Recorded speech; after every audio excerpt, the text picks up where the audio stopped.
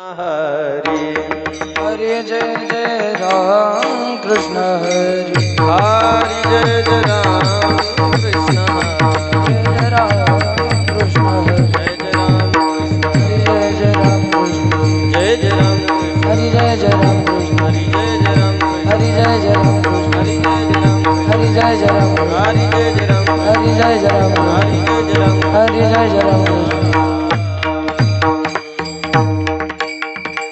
रूप पाहता लोचनी सुख झाले व साजली तुहा विठ्ठल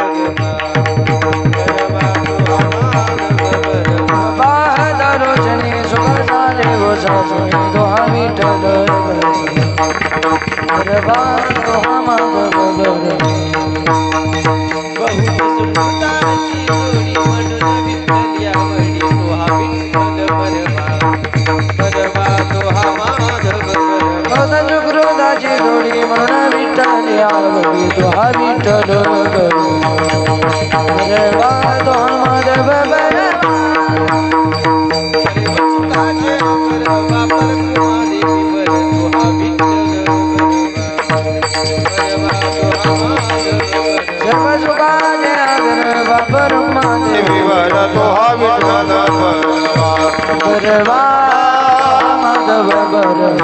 हरि जय जय राम हरे जय जय राम कृष्ण हरि जय जय राम हरि जय जय राम कृष्ण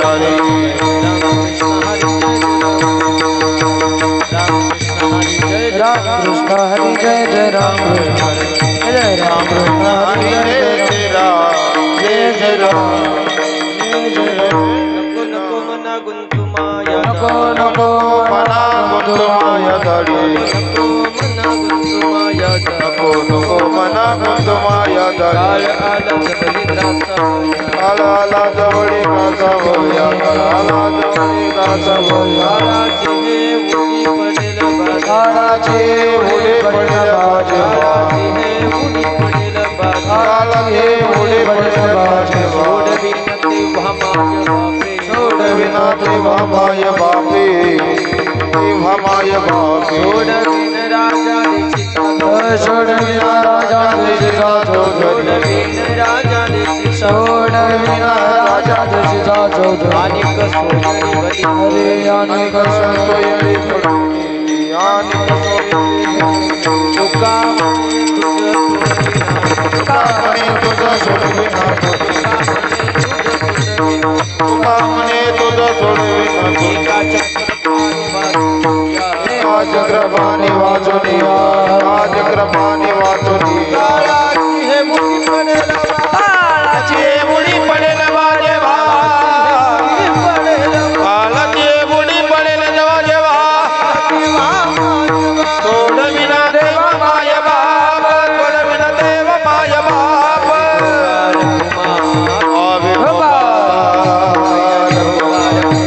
मुबारक माई मुबारक माई मुबारक माई मुबारक माई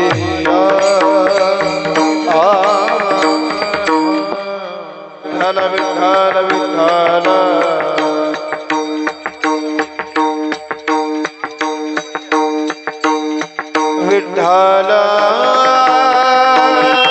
विठ्ठल विठ्ठल विठ्ठल विठ्ठल विठ्ठल विठ्ठल विठ्ठल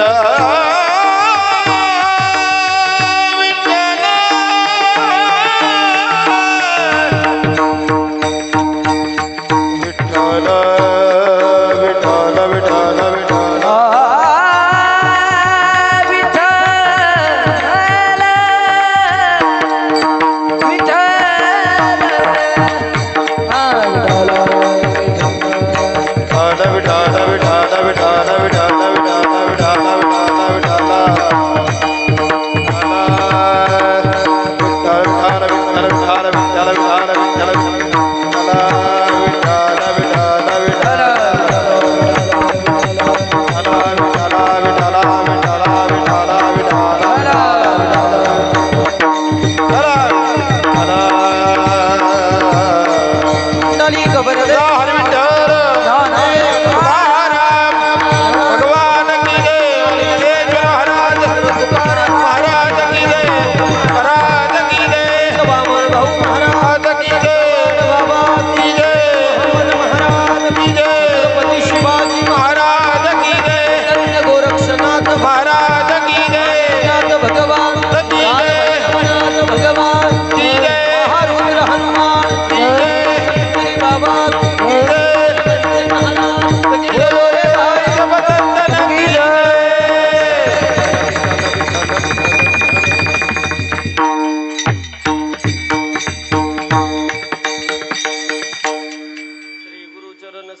सुरज निज मनु मुकुर सुधारी बरनव रघुबर बिमल जशु जोदायक फलचारी बुद्धिहीन तनु जानिके सुमेरो पवन कुमार बल बुद्धि विद्या देहु मोहि हरहु कलेश विकार।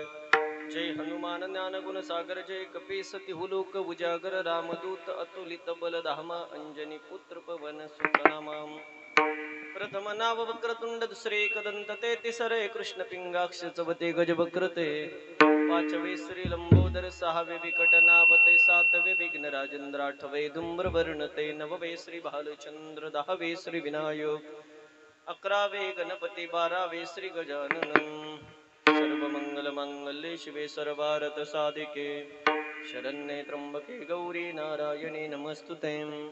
शान्ताकारं भुजगशयनं पद्मनाभं सुरेशं विश्वाधारं गगनसदृशं मेघवर्णं शुभांगं लक्ष्मीकान्तं कमलनयनं योगिविद्यानगम्यं वन्दे विष्णुभवभयहरणं सर्वलौकिकनाथं मनोजवं मारुततुल्यवेगं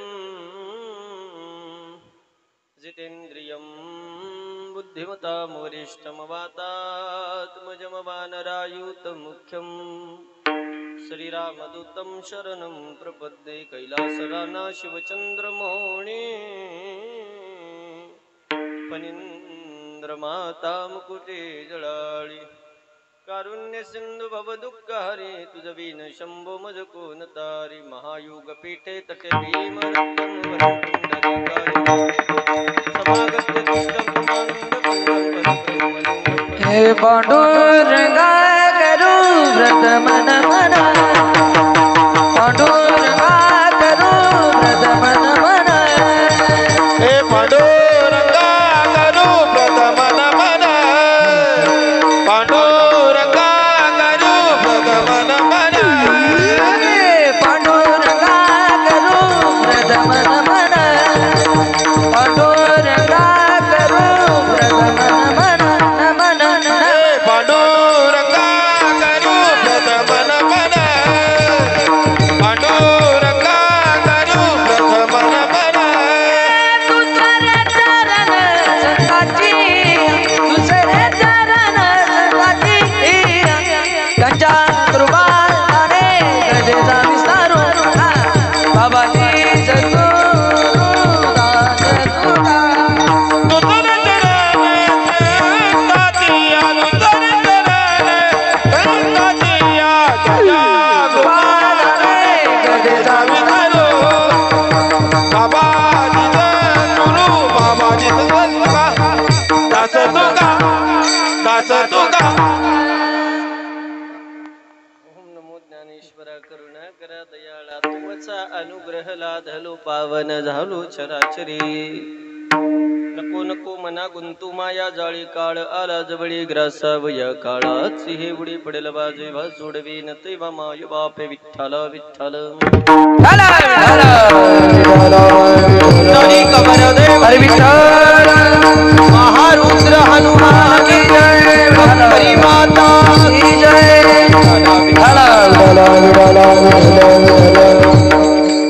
नको नको मना गुंतू माया जाळी काळ आला जवळी ग्रासावया काळाचे हे उडी पडेल बाजे वा सोडवी न तेव्हा माय बापे। प्रस्तुत प्राप्तस्थळी प्राप्त प्रसंगी सेवेकरता निवडलेला भंग जगद्गुरु तुकोबरायाचा संसाराच्या मायाजाळामध्ये तुम्ही आम्ही सामान्य मंडळी गुंतलेलो आहात। तुकोबा सांगतात याच्यात गुंतू नको का तुकोबा। काळ आला जवळी ग्रासावया काळ प्रत्येकाच्या उशाला येऊन बसलाय महाराज आणि एकदा काळाने उडी मारली की तिथं कोणाचाही वशिला चालत नाही।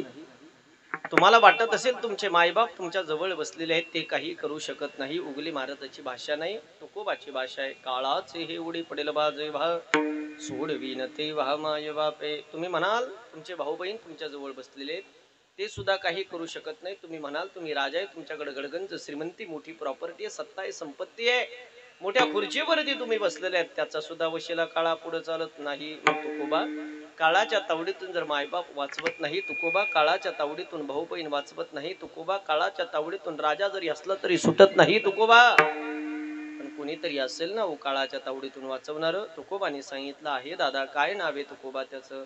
तुकोबांनी वर्णन करावं. एका चक्रपाणी वाचून या देवाच्या मनात आलं क देव 100% काळाच्या तावडीतून वाचवतो. अभंगाचा सरळ सरळ भावार्थ विठ्ठल.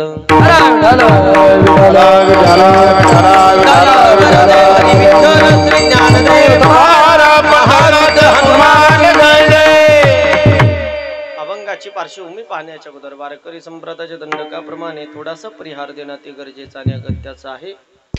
किम कारणम, तुम्ही सर्वच या ठिकाणी एकत्रित आलात. याचं मुख्य कारण, मुख्य हेतू, मुख्य उद्देश आपल्यातून निघून गेलेले कैलासवासी नारायणराव मारुती शिर्के आयुष्यभर देवाची पुजारी म्हणून त्यांनी काम केलं. त्यांना आपल्यातून जुना 4 वर्ष पूर्ण होत आहे.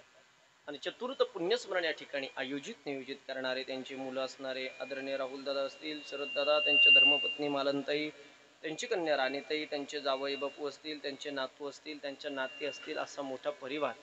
आणि त्या परिवारावरती प्रेम करणारे तुम्ही सर्वच क्षेत्रातील मान्यवर मंडळी या ठिकाणी उपस्थित आहात. उपस्थित असणारे गोड गायन सम्राट परमपूज्य आदरणीय या परिसराचं भूषण परम आदरणीय प्रवीणजी महाराज पठाडे या ठिकाणी उपस्थित आहे.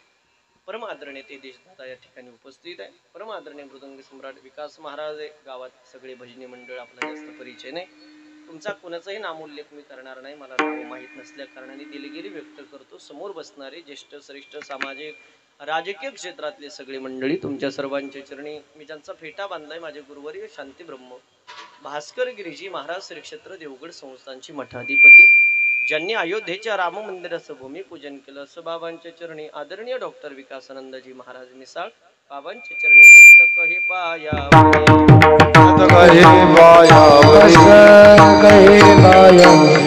मस्तक हे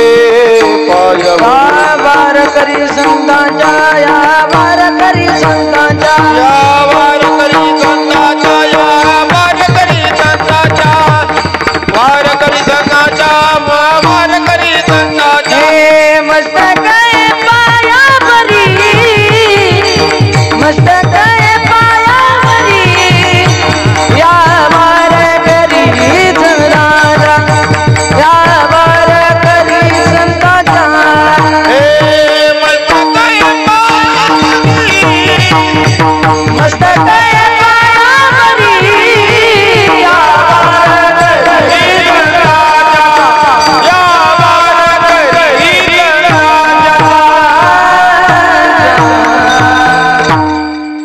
गाणारे मंडळी अति गोड आहे, एकदा जोरात टाळ्या वाजवा त्यांच्यासाठी. त्याच्यापेक्षा वाजवणारे सुंदर आहे, त्यांच्यासाठी एकदा टाळ्या वाजवा. त्यांच्या दोन्हीपेक्षा तुम्ही ऐकणारे हुशारी, तुम्ही तुमच्यासाठी एकदा टाळ्या वाजवा. आता तुम्ही सगळे चांगले म्हणले, सांगणारा थोडे हेडपटे का काय, सांगणारा हुशारीचे 1-1.25 तास अति गोड चिंतन मला तुमच्या समोर मांडले. सुरू कधी गवायना सोडायचं कधी मी पाहतो. आता पहिल्यांदा तुमच्या गावात माझे येणं झाले. राहुल दादा, मी तुम्हाला धन्यवाद व्यक्त करेल. चतुर्थ पुण्यस्मरण तुम्ही या ठिकाणी साजरं करत आहे. हे जगातून गेल्यानंतर 10व्याच्या दिवशी सुद्धा पुढे उपलब्ध होत नाही, असं एक कलियुग आहे. अंत्यविधीच्या दिवशी सुद्धा लेकरं येत नाही, पत्र पाठवून देतात, पैसे पाठवून देतात, तुम्ही तुमचा विधी करून घ्या, असं एक कलियुग आहे. विकू नको दादा मला. पण याच कलियुगामध्ये चतुर्थ पुण्यस्मरण करणारा एखाद्या राहुल दादा सारखा माणूस या मुलटण परिसरात आहे, त्याचा अभिमान असला पाहिजे दादा. त्या राहुल दादा करता एकदा सगळ्यांनी जोरात टाळ्या वाजवा. मी आल्यानंतर थोडीशी माहिती घेत असताना त्यांनी मला सांगितलं, उगले महाराज सगळं काही आपल्या आई वडिलांनी आपल्यासाठी केलंय, शून्यातून विश्व निर्माण केलं, खूप कष्ट केले, त्यांच्या प्रित्यर्थ आपलं काहीतरी देणं लागतं म्हणून हा छोटासा प्रयत्न आहे. पाठीमाग आवाज नाही येते का पुरुष मंडळी? एक साऊंड तिकडे फिरवा ना, एक साऊंड तिकडे फिरवा. नाही माईकचं त्याचा काय संबंध येणार नाही. नाही नाही, तिकडे एक साऊंड तिकडे फिरवा. हा साऊंड वाटलंच तर पब्लिक कडे फिरवा. हा, आणि मॉनिटरला आम्हाला आवाज द्या. फक्त शिटी वाजू देऊ नका. तुतारी वाजली तरी जमन, पण शिटी नका वाजू.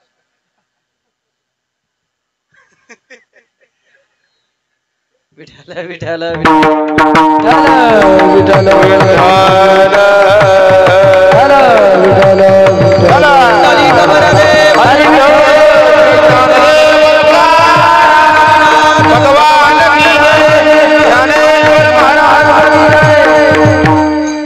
आला का आवाज? आता आवाज आला का?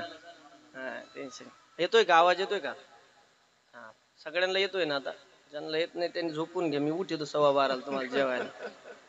हा गोड, फक्त उन्हात बसू नका. टेम्परेचर सध्या भयानक आहे महाराज. सध्याचं ऊन शरीराला घातक आहे. थोडंसं आपण जपलं पाहिजे, काय हरकत नाही. त्याच्यामुळेच मी थोडं स्पीडने घ्यायला लावलं, बाकी काही नाही. कारण आपल्यालाही पुढे वेळ भेटला पाहिजे. त्यांनी एवढं गोड नियोजन केलं. चला अभंगाकडे येतो. वातावरण अति गोड आहे. साऊंड सिस्टीमवाले दादा थोडंसं फक्त सहकार्य ठेवा. मला विको वगैरे काही जमत नाही, लई पण नका वाढू देऊ जास्त. असं इथले इथं असं समर्पक पद्धतीने ठेवा. विठ्ठल विठ्ठल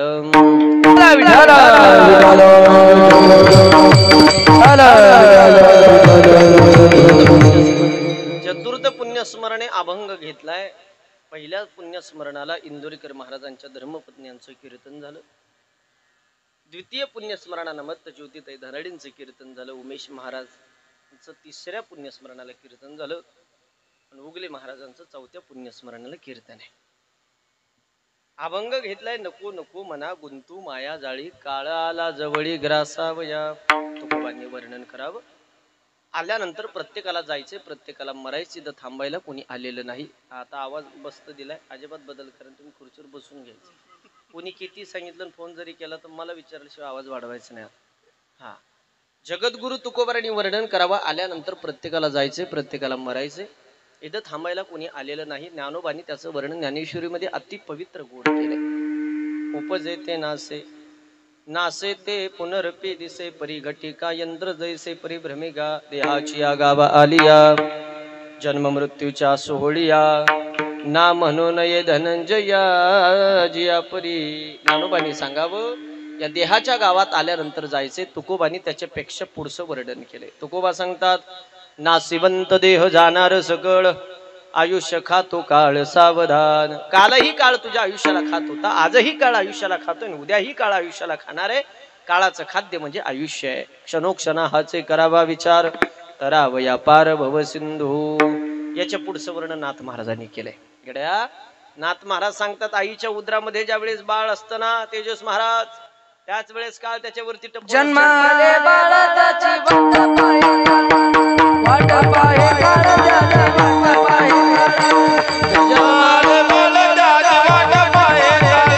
वाट पाहे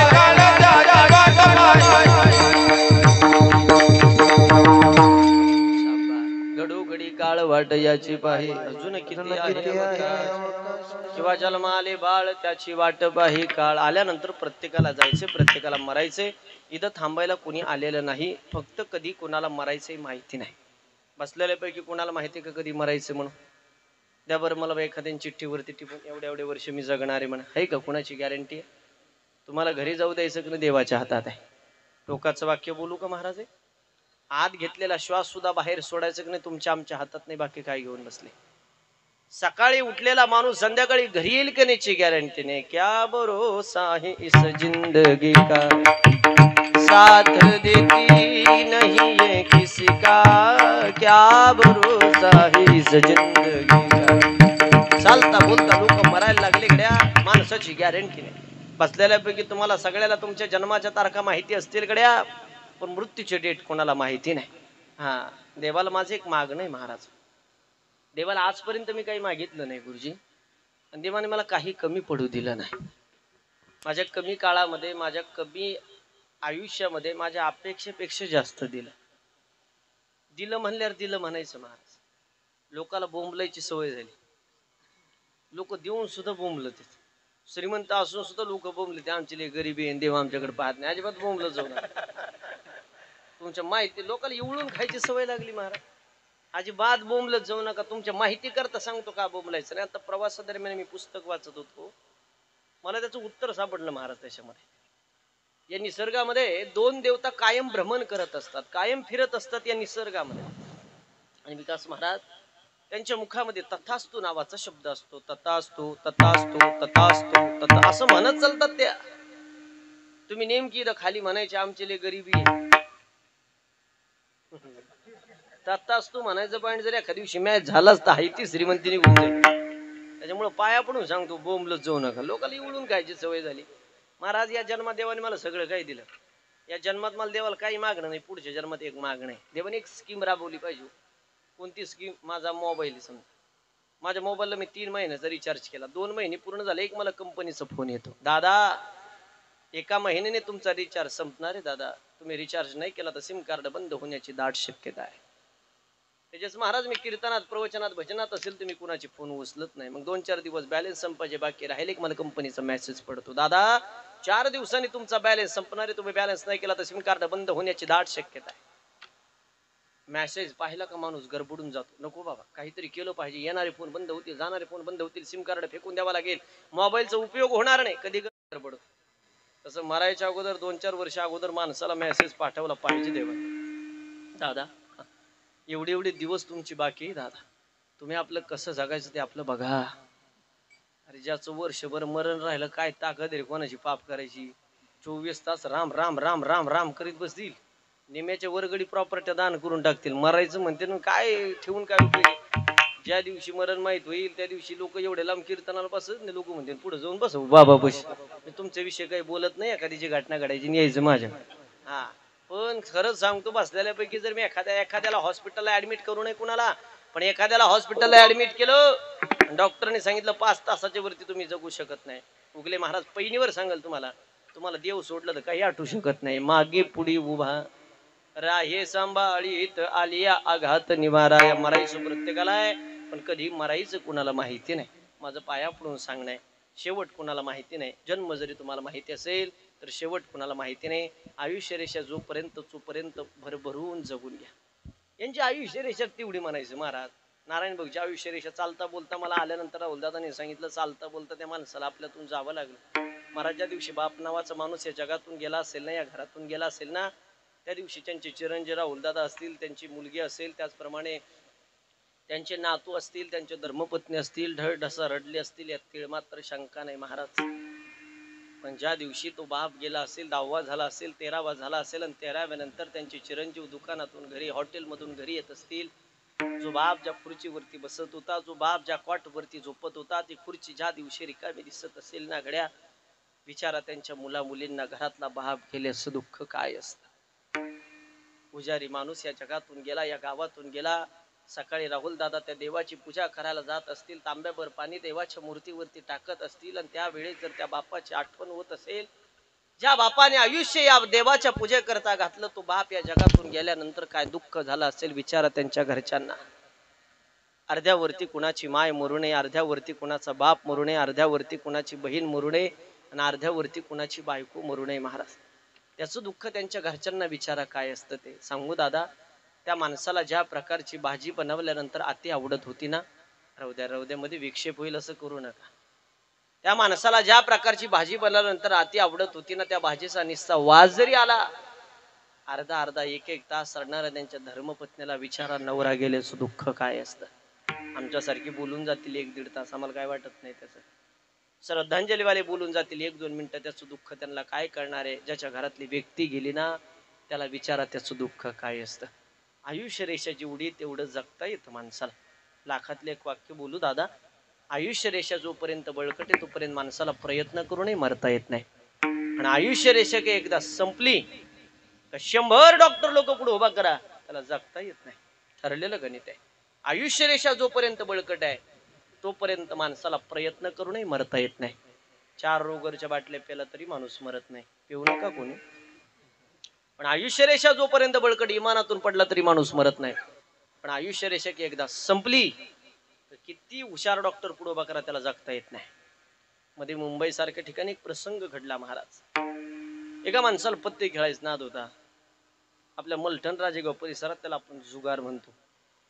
सकाळी उठल्यापासून संध्याकाळी झोपेपर्यंत त्याने आयुष्य पत्त्यामध्ये घालवलं महाराज. घरातला पैसा संपला आणि घरामध्ये कलह निर्माण झाला. बायकोनी सांगावं नवऱ्याला, ओ आयुष्य पत्त्यामध्ये घालवलं, काहीतरी काम धंदा बघा, काम करा. नवऱ्याने सांगितलं, मला कामाचं काही बोलू नको, नाही तर मी आत्महत्या करेल. बायकोने सांगितलं, असं काही बोलू नका, मी काम करते पण तुम्ही जिवंत आत्महत्या काही करू नका. पुन्हा 15-20 दिवस लोटले. दिवाळी नावाचा सण जवळ आला. सकाळी उठल्यावर घरात पैसा नाही, चिडचिड झाली. बायकोने नवऱ्याच्या तोंडाकडे पाहावं, सांगा भाऊ लेकराच्या तोंडाकडे बघा, 15 दिवसावर दिवाळी आली. नका आयुष्यभर काम करू, पण त्या लेकरांना कपडे आणावे, त्यांना फटाके आणावे, दिवाळीचे 2 दिवस म्हणा लेकरा करता काम करा. नवऱ्याने सांगितलं, मी तुला सांगितलं ना मला कामाचं काही बोलू नको, नाही तर मी सुसाईड आत्महत्या करेल. बायकोने रागाच्या भरात सांगितलं, मरायचं तर मरा म्हणे, करा आत्महत्या. काय जगून फायदा याचा. रुपये प्राप्ती नाही बसून जा म्हणे करा आत्महत्या. कडे आत्महत्या करायला निघाला तेजस महाराज. मुंबई सारख्या ठिकाणी ब्रिजवर गेला. ब्रिज कळतो तुम्हाला सर्वांना. खालून रेल्वेचा रेळ गेलेला होता. गाड्याला वाटलं वरतून उडी मारू, रेल्वे जीवन संपून जाईल, पेपरला बातमी नाही, टीव्हीला बातमी नाही, म्हणून ब्रिजवरती घरी चढला. मरण्याकरता ब्रिजवर चढा, पण गड्याची आयुष्य रेषा बळकट आहे का? गड्याला वाटलं रेल्वेच्या रुळावर आपण उडी मारू, आपलं जीवन संपून जाईल. मरण्याकरता गड्याने ब्रिजवरून उडी मारली, पण गड्याची आयुष्य रेषा बळकट. खालून एक भाजी विकणारा माणूस चालला होता. त्याच्या डोक्यावरती मोठी टोपली ठेवलेली होती, त्याच्यामध्ये मेथीच्या जुड्या ठेवलेल्या होत्या. तुम्ही सगळे शेतकरी मंडळी आहे. या गड्याने मरण्याकरता वरतून उडी मारली, पण गड्याची आयुष्य रेषा बळकट हे रेल्वेच्या रुळावर नाही पडलं, हे त्या भाजीवाल्याच्या टोपलीत पडलं. ओय, याची आयुष्य रेषा बळकट हे भाजीवाल्याच्या टोपलीत पडलं, हे जगलं. पण 70 किलोचा बोजा एका टायमाला पडल्यामुळे भाजीवाला जागेवर गेला. ज्या भाजीवाल्याने सांगितलं होतं मेथीच्या जुड्या विकून लेकराला दिवाळीचे फटाके घेऊन ते स्मशान भूमीत गेलं. ज्या बायकोला वाटलं आपल्या घरातली ब्याद गेली बुवा, ते दुपारून 2ला जेवायला घरी आलं. ज्याची आयुष्य रेषा बळकट आहे त्याला प्रयत्न करूनही मरता येत नाही. आणि आयुष्य रेषा एकदा संपली का किती हुशार डॉक्टर पुढे उभा करा. स्वर्गवासी बाळासाहेब ठाकरेचे हृदयाचं ऑपरेशन करणारा डॉक्टर नीतू मांडके, ज्यांनी आतापर्यंत 16,000 हृदयाचे ऑपरेशन केले होते. महाराज, दुर्दैव त्या माणसाला सुद्धा अटॅक सारख्या आजाराने मरावं लागलं. ठरलेलं गणित आहे, मरण निश्चित आहे, फक्त कधी येणारे कोणाला माहिती नाही. आयुष्याचा आनंद घ्या. लोकांचं म्हणणं झालं, लोक म्हणतात अपघात झाला नसता तर माणूस गेला नसता, अटॅक आला नसता तर माणूस जगला असता, कोरोनाची लाट आली नसती माणसाला काही झालं नसतं, अमक्या डॉक्टरने इंजेक्शन दिलं असतं तर म्हातारीला 4 वर्ष काही झालं नसतं. हे डोक्यातून काढून टाका गड्या हो. अक्षय महाराज उगलीचं वाक्य कायम लक्षात ठेवा. ज्या दिवशी, ज्या वेळेला, ज्या काळाला, ज्या स्थळाला, ज्या मुहूर्ताला, ज्या सेकंदाला, ज्या जागेवर माणसाचं मरण लिहून ठेवलं ना, ती जागा काळ एवढी सुद्धा माग पुढे होऊ देत नाही. तिथं नो ऑप्शन आहे आतापर्यंत, नो चॅलेंज. ठरलं ते ठरलं. तुम्ही 1-1.5 महिन्यापूर्वीचा पेपर वाचा. जुन्नर तालुक्यामध्ये आळे फाट्या बेल्याची शेजारी गुळुंचवाडी नावाचं गाव. त्या गावामध्ये घटना घडली. गावचे सरपंच ज्यांचे चुलते एक्सपायर झाले. अतिप्रतिष्ठित माणूस महाराज त्या परिसरातला, अतिप्रतिष्ठित. स्मशानभूमीमध्ये अंत्यविधी सुरू झाला आणि अंत्यविधी सुरू झाल्यानंतर हजारो जनसमुदाय स्मशानभूमीमध्ये उपलब्ध आहे. माणसाला समोर पेटवलेलं आहे. मोजून 10 मिनिटांमध्ये अंत्यविधी संपणार आणि लोक घराकडे निघणार आहे. जुन्नर तालुक्याचे आमदार, सभापती, जिल्हा परिषद अध्यक्ष, सरपंच, चेअरमन सगळी मंडळी त्या ठिकाणी उपस्थित आहे. माणूस प्रतिष्ठित होता, गर्दी भरपूर होती. माणसाला समोर पेटवलेलं आहे. मोजून 10 मिनिटांमध्ये अंत्यविधी संपणार, लोक घराकडे निघणार आहे. एवढ्यात एक भरधाव वेगाने टँकर आला महाराज. दुर्दैव भाऊ, त्या दिवशी टँकरच्या चालकाने किन्नरकडे टँकर चालवायला दिलेला. न्यूट्रल झालेला टँकर त्याला पुन्हा कंट्रोल झाला आणि ते मॉब मध्ये घुसला. 14 माणसं चिरडले गेले. 5 माणसं तर जागेवर गेले. 27 वर्षाची महिला आणि तिचं 4 वर्षाचं लेकरू गेलं कडे.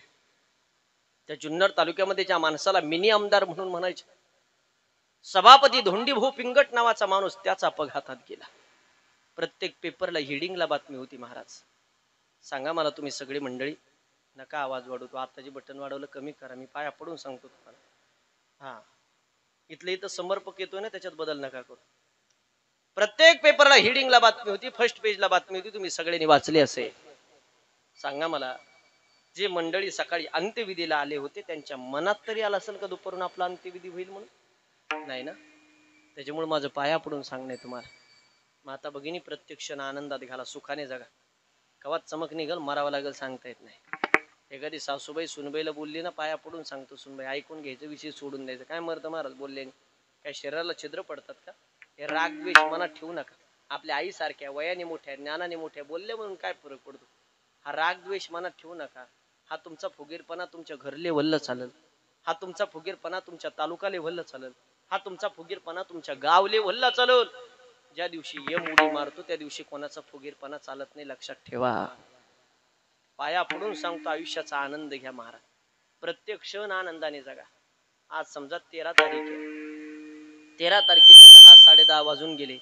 हा गेलेला क्षण किती पैसे देऊन पुन्हा तुम्हाला आयुष्यात घेता येणार नाही. त्याच्यामुळे प्रत्येक क्षणाचा आनंद घ्या, सुखाने जगा. आयुष्य कमी कमी कमी कमी होत चाललंय. आयुष्य जात आहे काळ जपत से महा, स्वहिताचा गोरवहा, ध्यानी रहा रे श्रीहरीच्या आदनदारा पुत्र.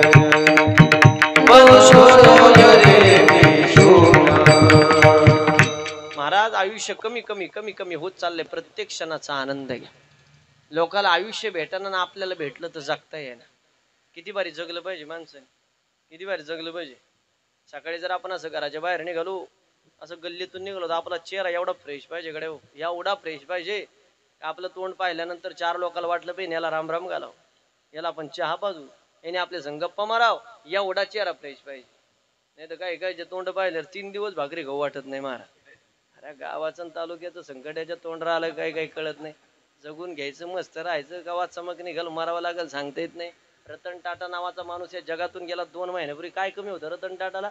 देशाचं कर्ज नील करायची ताकद होती महाराज, एवढा श्रीमंत होता. त्याने जरी आम्हाला सांगितलं असतं ना 5,000 कोटी रुपये देतो, एवढं विधानसभेचे इलेक्शन पाहून जाऊ दे म्हणलं असतं, काय जमलं नसतं का? मिनिट भर थांबत नाही कोणाला. आयुष्याचा आनंद घ्या. पाया पडून सांगतो, पुन्हा पुन्हा आयुष्य नाही, मनुष्य पण नाही. लाखातले एक वाक्य बोलू का? वयाच्या 25 वर्षापर्यंत माणसाला काही कळत नाही. वाक्य आहे का? वयाच्या 25 वर्षापर्यंत माणसाला काही कळत नाही आणि 50 नंतर कळून काहीच फायदा नाही. होय, 25 पर्यंत काहीच कळत नाही, 50 नंतर कळून काहीच फायदा नाही. 50 नंतर घरचेच म्हणतात यांना काही कळत नाही, यांचा मेंदू सैल झालाय, सांगायच्या भानगडीत पडू नका. मधले 25 महत्वाचे. आयुष्याचा आनंद घ्या. निस्ती धडपड धडपड धडपड करू नये मताच मी नाही विकास मारा. पण किती धडपड करतात लोक, हे धडपडेपर्यंत धडपड करतात. एवढी धडपड काय कामाची आहे? मला काय म्हणायचं, तुम्ही 10,000 रुपये दिवसाला कमवताना 3,500 रुपये मीटरचं कापड वापरा. 3,500 रुपये मीटरचं स्वतः उपभोग घ्यायचं शिकाना मारा. माझं म्हणणं आहे, आता मी माझ्या नातवा करता किती संपत्ती कमवून ठेवली, माझ्या नातवाला माझ्या कष्टाची काय जाणीव राहणार आहे महाराज? कमवू नये या मताचं मी नाही, माझा अर्थ लक्षात घ्या. स्वतः कमवताना स्वतः उपभोग घ्या. मी माझ्या नातवा करता किती संपत्ती प्रॉपर्टी कमवून ठेवली, माझ्या नातवाला काय जाणीव राहणार आहे माझ्या कष्टाची? तो म्हणणार एक माझ्या आजाचं कीर्तन होतं बाबा, माझ्या आजाने अक्षय महाराजांनी माझ्या करता एवढी प्रॉपर्टी कमवून ठेवली. त्या राजेगावच्या शेजारी मलठणला कीर्तन होतं, 10:15 पोहोचला, चहा पिऊन कीर्तन, पोहे तर खाल्लीच नाही, नुसतं चहा पिऊन कीर्तन केलं. बाबा एवढी प्रॉपर्टी एवढी संपत्ती माझ्या करता कमवून ठेवली, माझ्या नातवाला माझ्या कष्टाची काही जाणीव राहणार आहे का? कमवू नये मताचं मी नाही, पण स्वतः कमवताना स्वतः उपभोग घ्या. तर लोकांनी 60-60 वर्ष नोकरी केल्या, 60ला रिटायर झाली, 61ला बंगले बांधायला काढले.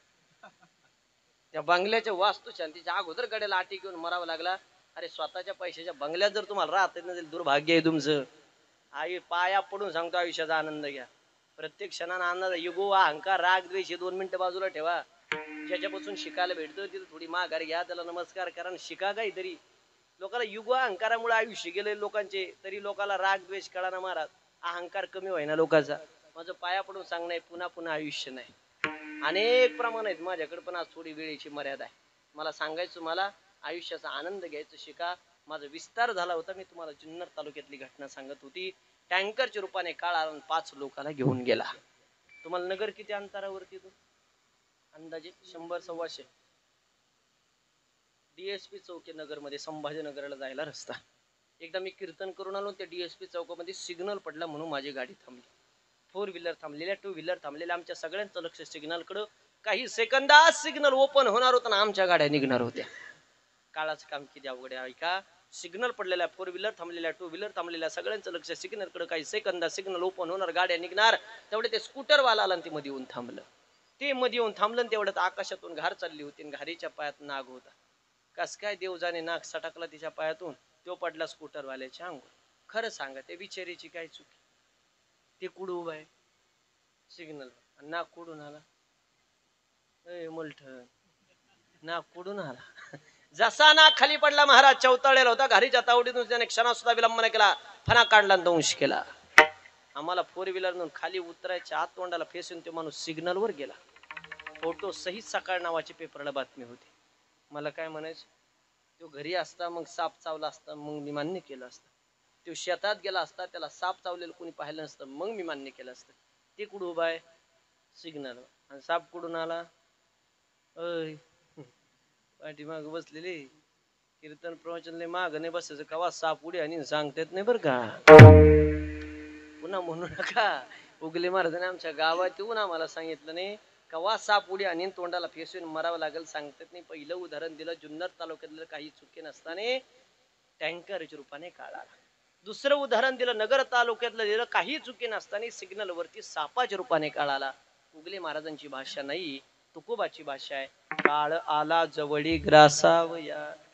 मग तुकोबा काळ जर आमच्या जवळ येऊन बसलाय तर आम्ही काय केलं पाहिजे काय नाही केलं पाहिजे याचा उपदेश तुम्ही आम्हाला कराल का? याचा उपदेश अभंगाच्या प्रथम नको नको मैना गुंतू माया दारी नको नको मैना गुंतू माया दारी नको नको मैना गुंतू माया दारी नको नको मैना गुंतू माया दारी नको नको मैना गुंतू माया दारी नको नको मैना गुंतू माया दारी नको नको मैना गुंतू माया दारी नको नको मैना गुंतू माया दारी हे नको नको मैना गुंतू माया दारी नको नको मैना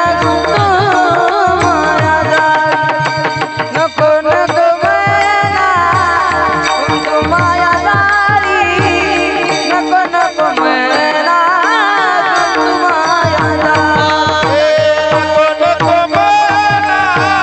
गुंतू माया दारी नको नको मैना गुंतू माया दारी नको नको मैना गुंतू माया दारी नको नको मैना गुंतू माया दारी नको नको मैना गुंतू माया दारी हे काळात बरी ग्रासावया काळात बरी ग्रासावया काळाची मोडी पडेल बादेवा काळाची मोडी पडेल बादेवा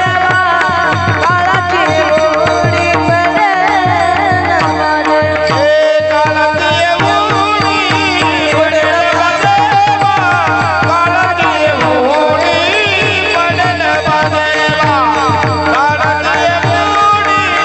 पडेल बादेवा काळाची मोडी पडेल बादेवा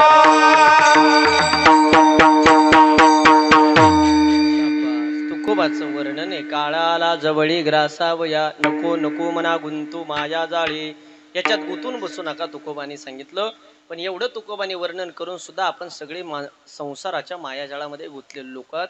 खरं सांगा माता भगिनी पुरुष मंडळी बसलेल्यापैकी तुम्हाला देव महत्वाचं आहे का संसाराचं मायाजाळ महत्वाचं आहे? देव. किती जणील देव महत्वाचा करा बरोबर. वा वा तुमची वरती बोट आले तुमचे धन्यवाद. तुम्हाला मायाजाळ महत्वाचं नाही. अभंगाचा पहिला शब्द आहे मायाजाळ. आता मायाजाळ म्हणजे काय अर्ध्या मिनिटात बोलतो. मायाजाळ म्हणजे सत्ता संपत्ती गाडी बंगला घर संसार सगळ्या गोष्टी मायाजाळात. तुम्हाला मायाजाळ संपत्ती महत्वाची नाही. तुम्हाला देव महत्वाचा आहे. ज्यांनी वर बोट केलं तुम्ही ठामे याच्यावर. कोणाला माघार घ्यायची नाही ना. आमची मुदत चालू आहे बरं का. तुम्हाला देव महत्वाचा. फायनल. थोड्या वेळात माझं कीर्तन संपेल. तुम्ही भोजन वगैरे केलं तिथून निघालात. अर्धा किलोमीटर वरती तुम्ही पायी पायी पायी पायी चालत गेलात आणि जात असताना रस्त्याच्या कडीन तुम्हाला दोन मूर्त्या दिसल्याकडे. ऐका. एक रामाची मूर्ती आणि एक रावणाची मूर्ती. एक रामाची मूर्ती आणि एक रावणाची मूर्ती आहे. खरं सांगा मला तुम्ही कोणती मूर्ती उचलता? बोला बोला. रामाची. 100% रामाची. 100% रामाची मूर्ती पितळाची आणि रावणाची सोन्याची. मलठण. रामाची पितळाची आणि रावणाची सोन्याची. आता कोणती उचलता? रामाची. घरी जाऊन सांगा मला काय सांगा. माझ्या सगळं रावणाची उचली ना तुमचं काय घेऊन बसली. आणि माता बघिनी तुम्ही रामाची उचलतान का? पितळाची मूर्ती उचलतान का? अरे सरकारच्या 1,500 करता दिवसभर बँकेसमोर उभा सगळ्याला खोटं बोला. अक्षय महाराज उगलेलं कशाला खोटं बोलता तुम्ही? माझ्या आई सारख्या बहिणी सारख्या. खरं सांगा मला. माझ्या गळ्यात तुळशीची माळ आहे तुमच्या गळ्यात मंगळसूत्र आहे. माझ्या गळ्यात तुळशीची माळ आहे तुमच्या गळ्यात मंगळसूत्र आहे. पटकन बोला गड्या या दोन्हीत पवित्र काय? बोला बोला. तुळशीची माळ. माझ्या गळ्यात तुळशीची माळ आहे तुमच्या गळ्यात मंगळसूत्र. पवित्र काय? तुळशीची माळ. 100% फायनल. लॉक किया जाय. तुळशीची माळ पवित्र आहे. कीर्तन संपलं का सगळ्यांनी मंगळसूत्र काढायचे निदा आणून ठेवायचे. जमन का? येडा बिडा काय म्हणा बाप्पा तू. 80-90 हजारावर सोन्याचा भाव गेला तू म्हणतोय आणून द्या. दोन्ही वजन सिद्ध झाला. तुम्हाला देवाच काही घेणं देणं नाही. लोक फक्त म्हणायला म्हणते उगले महाराज असं कीर्तन चालू असलं असं वाटतं संपूच नाही. चांगलं जर साप इथं मध्ये निघेल एक बसेच नाही माझ्या पुढे कशाला तुम्हाला. सगळ्याला जीव महत्वाचा आहे, कोणाला देव महत्वाचा. तुम्ही मायाजाळात गुताल याच्यात नवल नाही महाराज. रात्री मी स्वतः मायाजाळात गुतलो. मी स्वतः मायाजाळात गुतलो. तेजस महाराज 9 ते 11 माझं कीर्तन झालं आणि 11 वाजता कीर्तन संपलं. नाही का आजोबा माझ्या दर्शनाला आले. मला म्हणे बाबा कीर्तन भारी केलं, आपल्या घरी चहा प्यायला चला. मी म्हटलं अहो सकाळी त्या दौंड तालुक्यात मला कीर्तनी म्हटलं लवकर पोहोचायचं, नंतर आले रे येतो. नाही म्हणे माझी शपथ आहे तुम्हाला, तुम्ही चहा प्यायला आले पाहिजे. आता महाराज माझा असा स्वभाव, मी कोणाला नाराज करत नाही. ते आपल्या रक्तात नाही. आपल्या गुरूंची शिकवणी माणसात देऊ पाहायचा. बाबाला म्हटलं शपथ घालू नका, मी चहा घ्यायला येतो. घर कुठे आहे तुमचं? तिथून 5 मिनिटाच्या अंतरावर घरी म्हणे. ड्रायव्हरला म्हटलं पटकन गाडी काढ, त्याच्या घराकडे जायला रस्ता नाही हो. पांदीच्या रस्त्याने गाडी घातली. कळतो तुम्हाला पांदीचा रस्ता कळतो ना? पांदीच्या रस्त्याने गाडी घातली. 11:30 वाजता आम्ही रात्री म्हाताऱ्याच्या घरी पोहोचलो. रात्री 11:30ला चहा घेतला. कसं मायाजाळात गुतलो प्रवीण महाराज. मी रात्री 11:30ला चहा घेतला. 11:15ला म्हातारीने मला सत्कार केला. शाल दिली, श्रीफळ दिलं, नारळ दिलं. नारळवरून 500 रुपयाची नोट ठेवली. विकास दादा 500 रुपयाची नोट पाहिली, माझ्या जीवाला समाधान वाटलं. म्हणजे खरं सांगतो, मला काय करायचं खोटं बोलू. हा म्हणलं 500 रुपये पाहिले, माझ्या जीवाला बरं वाटलं. म्हणलं 11:15ला व्हायना एवढ्या लांब येऊन तोटा झाला नाही, 500 व्हायना आले. खरंच माझ्या मनाला समाधान वाटलं. 11:15ला 500 आले, मला आनंद झाला. पण पांदीच्या रस्त्याने गाडी घातल्यामुळं एका टायरला 9 पंक्चर निघाले महाराज. जेव्हा 1:45 वाजता माझे 900 गेले, 11:15ला 500 आल्याचा आनंद, 1:45ला 900 गेले. मा संपून गेला. तुमचं असंच आहे. तुम्ही संसारिक सुखा जो आनंद शोधताय ना, हा क्षणिक आनंद आहे. परमार्थात या सदा नाम घोष करू हरी कथा, तेने सदा चित्ता समाधान. किती आनंद, सर्व सुख न्यालो सर्व अलंकार, आनंदे निर्भर डुलत सो. महाराज त्याच्यामुळे तुकोबाने सांगितलं नको नको मना गुंतू माया जाळ.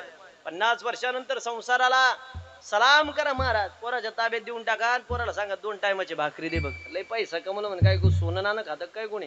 सकाळ संध्याकाळ 5 मिनिटं मंदिरात जा, देवाला हात जोडा, जिवंत ठेवले आभार माना. 5 मिनिटं सकाळ संध्याकाळ देवाचं भजन करा. एकत्र येऊन बसा, गप्पा गोष्टी करा. पुन्हा आयुष्याने पाया पडून सांगतो. हा संततीकडे लक्ष द्या.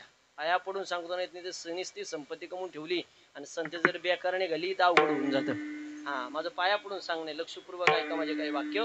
तुकोबा मग काळाच्या तावडीतून वाचवणाऱ्या जगात कुणी नाही का? 2 व्यक्ती. पहिल्या व्यक्तीचं नाव संत आहे आणि दुसऱ्या व्यक्तीचं नाव देव आहे. संत वाचवतात काळाच्या तावडीतून 100%. कुणाला वाचवलं? जगा काळ खाय आम्ही माथा दिला फाय. गहिनीनाथ गडावर कधी गेलात तर सद्गुरु संत वामन महाराजांचं मनोभावे दर्शन घ्या. 8 दिवस रुबी हॉस्पिटलच्या बाहेर काळाला थांबवण्याची ताकद जगात आजपर्यंत तेवढ्याच साधूंनी केली. बरोबर भगवान बाबाच्या पुण्यतिथीनंतर 8व्या दिवशी सद्गुरु संत वामनभाऊ महाराजांची पुण्यतिथी येते. जगा काळ खाय आम्ही माथा दिला पाय, संतता ताकद आहे. दुसरी व्यक्ती कोणती काळाच्या तावडीतून वाचवणारी, तिचं नाव देव आहे. तुका म्हणे तुझ सोड विना कुणी, एका चक्र पाणी वाचुनिया. कोणत्या देवाने काळाला पाठीमागं लुटलं? समृद्धी महामार्गावरती एक बस पलटी झाली, 26 जण जळून मेले. तुम्ही सगळ्यांनी बातमी पाहिली. प्रवीण महाराज काही चुकी नव्हती बसवाल्याची. मी तुम्हाला अजूनही व्हिडिओ दाखवतो युट्यूबला. पोलला आदळाचं निमित्त झालं, एसीचा स्फोट झाला, 26 जण जळून मेले. कसा वाचवतो देव ऐका. त्याच्यानंतर 2च तासांनी सप्तसृंगी गडावरून बस खाली कोसळली. 400 फूट बस खाली पडली. 18 शीट होते, एक म्हातारी मेली. 17 जसेच तसे जिवंत आहे. कसा वाचवतो देव. दुसऱ्या दिवशीचं पेपरचं कातरण दाखवलं मी तुम्हाला. अक्कलकोट रस्त्याला बस चालली होती. 55 माणसं बसमध्ये प्रवास करत होते. ड्रायव्हरच्या चुकीमुळे झाडावरती बस जाऊन आदळली. या दोन्ही बसपेक्षा भयानक अपघात त्या बसचा झाला. पण 55 लोक अक्कलकोटला जात असताना प्रत्येकाच्या मुखामध्ये स्वामींचं भजन चालू होतं. एवढा भयानक अपघात झाला, पण एकाही माणसाच्या डोक्याच्या केसाला धक्का सुद्धा लागला नाही. सांगा ही कृपा कुणाची आहे? ही कृपा त्याची आहे. त्याने तुम्हाला वाचवायचं ठरवलं. दुनिया विरोधात जाऊन ते डोक्याच्या केसाला धक्का लागू देत, पण देवाच्या मनात नसेल ना. पारनेर तालुक्यामध्ये 700 कोटी रुपयाचा मालक माझ्या समोर मेला. दोन्ही पुण्यस्मरणाचे कीर्तन मी स्वतः केले. त्याच्यामुळे माझं पाया पडून सांगणं, माता भगिनी वाचवणारा देवेना. उठता बैसता हरी बोला, दळीता कांडिता हरी बोला, भांडताना सुद्धा हरी बोला, 1,500चा हप्ता बँकेतून घेताना सुद्धा हरी हरीच बोला. याच्या व्यतिरिक्त बोलत नाही महाराज. भगवंताच्या नामस्मरणा इतकं श्रेष्ठ या जगात काही नाही. आयुष्यात सगळ्याला विसरायचं, पण देवाला नाही विसरायचं महाराज. तीन देवाला तर कधीच नाही विसरायचं. पहिली देवता ग्रामदेवता, दुसरी देवता कुलदेवता, तिसरी देवता पितृदेवता. ग्रामदेवतेचं दर्शन घेतल्याशिवाय कधी गावच्या बाहेर निघायचं नाही. तुमच्या मागे किती घाई असू द्या किती पळपळ असू द्या, तुम्हाला पुन्हा गावात आणायचं की नाही ग्रामदेवतेच्या हातात आहे. मग ती शनी भगवंताच्या असू द्या, हनुमानजीच्या असू द्या, गणपती बाप्पा साईनाथांची स्वामींच्या असू द्या, खंडेरायाच्या असू द्या, ग्रामदेवता श्रेष्ठ आहे. दुसरी देवता कुलदेवता आहे. कुलदेवतेचे दोन प्रकार, एक खंडोबा एक देवी आहे. बसलेल्यापैकी निम्या लोकाला माहित नाही आपला खंडोबा कोणता आहे. नुसतं जायचं म्हणून जाऊ नका. जेजुरी गडावरती मी चंपाषष्ठी दिवशी 7 तारखेला कीर्तन करत असताना भगवान कृष्ण परमात्म्याचे एक उदाहरण दिलं. कृष्ण परमात्म्याचा खंड कुलदैवत जर कोणतं असेल तर जेजुरीचा खंडेराया. कृष्ण परमात्मा असं सांगतो, वर्षातून एकदा का होईना आपण आपल्या कुलदैवत दर्शनाला गेलं पाहिजे.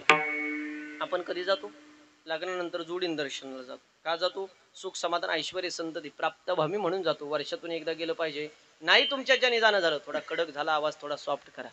नाही तुमच्या ज्याने जाणं झालं, वर्षातून एकदा 5 माणसं त्यांच्या नावाने जेवू घाला, त्यांच्या आत्म्याचा आशीर्वाद करा, सुख समाधान प्राप्त करून दे. आणि तिसरी देवता पितृदेवता आहे. आजची ही पूजा आहे ना, ही पितृदेवतेची पूजा आहे.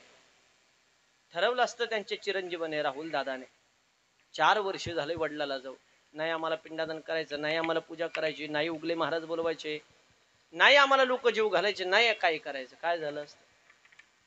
काय झालं काय असतं? लोक सहज बोलतात, उगले महाराज इथं केले आणि कुठं वरती पुस्तक म्हणे आमकं होतं का तमकं होतं का.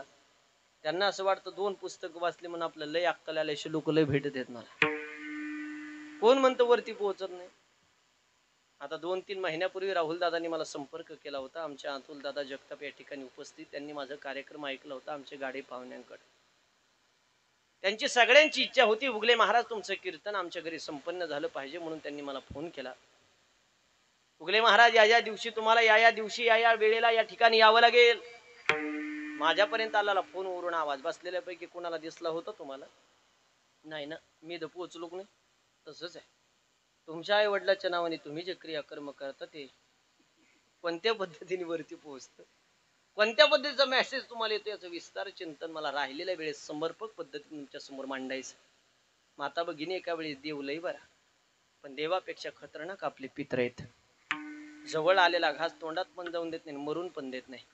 4 दोष सांगितले शास्त्राने. लिसन टू केअरफुली, थोडं लक्षपूर्वक अर्ध्या तासाचं कीर्तन आहे का. आता पहिला दोष वास्तु महात्म्य वास्तु दोष, दुसरा दोष अन्न महात्म्य अन्न दोष, तिसरा दोष संघ महात्म्य संघ दोष, चौथा दोष पितृ महात्म्य पितृदोष. त्याच्यातला सगळ्यात खतरनाक जर कोणता असेल तर पितृदोष. किती खतरनाक! महाराष्ट्रातली 75% जनता त्रस्त पितृदोषामुळे, 75%. आणि सगळ्यात ज्यादा पैशावाले. फक्त समोर प्रश्न विचारित नाही आपल्याला, नंतर फोनवरती विचारल्याशिवाय राहत नाही. होतो कशामुळे पितृदोष? ऐका आता ध्यान करून. तुम्ही रोज देवाची पूजा करता का माता भगिनी? करता का देवाची पूजा? आजारी आहेत का तुम्ही? मी घरी जाऊ का? बोला ना मग, बोला ना. करतं का देवाची पूजा? करतं. देवाची पूजा एकदा चुकली, 2दा चुकली, 3दा चुकली, 5 वेळेस चुकली, देव माफ करतो. पण 2 विधी जर आयुष्यात चुकलं तर 3 पिढ्याला भोगावं लागतं. त्याच्यातला पहिला विधी, घरातून माणूस निघून गेल्यानंतर दशक्रियाचं पिंडदान कधी चुकू द्यायचं नाही. आणि दुसरा विधी ब्रह्मश्राद्ध म्हणजे वर्षश्राद्धाचं पिंडदान कधी चुकू द्यायचं नाही. तुम्हाला पाया पडून माझं सांगणं आहे. 2 विधी चुकले 3 पिढ्याला भोगावं लागतात. आपल्या लेकराची कधीतरी जन्मकुंडली उचका. 17 प्रकारच्या शांती शास्त्राने सांगितल्या, 9 प्रकारच्या स्पष्ट दिसतात, 10वी दिसत नाही. लेकराची जन्मकुंडली उचकल्यानंतर पहिला दोष निघल त्रिपिंडी दोष, दुसरा तिसरा कोणता नाही. घरातून माणूस निघून गेल्यानंतर दशक्रियाचं ब्रह्मश्राद्धाचं पिंडदान जर तुमच्याकडून चुकलं, हे तुमच्या लेकराला नाही तर नातवाला भोगावं लागतं. त्रिपिंडी दोष घालण्याचे 2 उपाय शास्त्राने सांगितले. पहिला उपाय, जो श्रीमंत माणूस ज्याच्याकडे पैसा, ज्याच्याकडे प्रॉपर्टी, ज्याच्याकडे संपत्ती, त्याला 2.5 तासाची पूजा त्रिवेणी संगमावर सांगितले. आणि जो गरीब माणूस दिवसभर कष्ट करतो, संध्याकाळी त्याची भाकर खातो, त्याला घरगुती उपाय सांगितला. उपाय आहे का? भाताचा पिंड तयार करायचा, त्याच्यावरती दही टाकायचं, घराच्या पूर्व दिशेच्या कोपऱ्यावरती भाताचा पिंड ठेवून द्यायचा. 11:32 12 वाजेपर्यंत पूर्व दिशेकडून जर काकस्पर्श झाला तर त्रिपिंडी दोषातून मुक्तता आहे. शास्त्र तुम्हाला आम्हाला शिकवतंय. कधी वाचलं का? कधी अभ्यासलं का?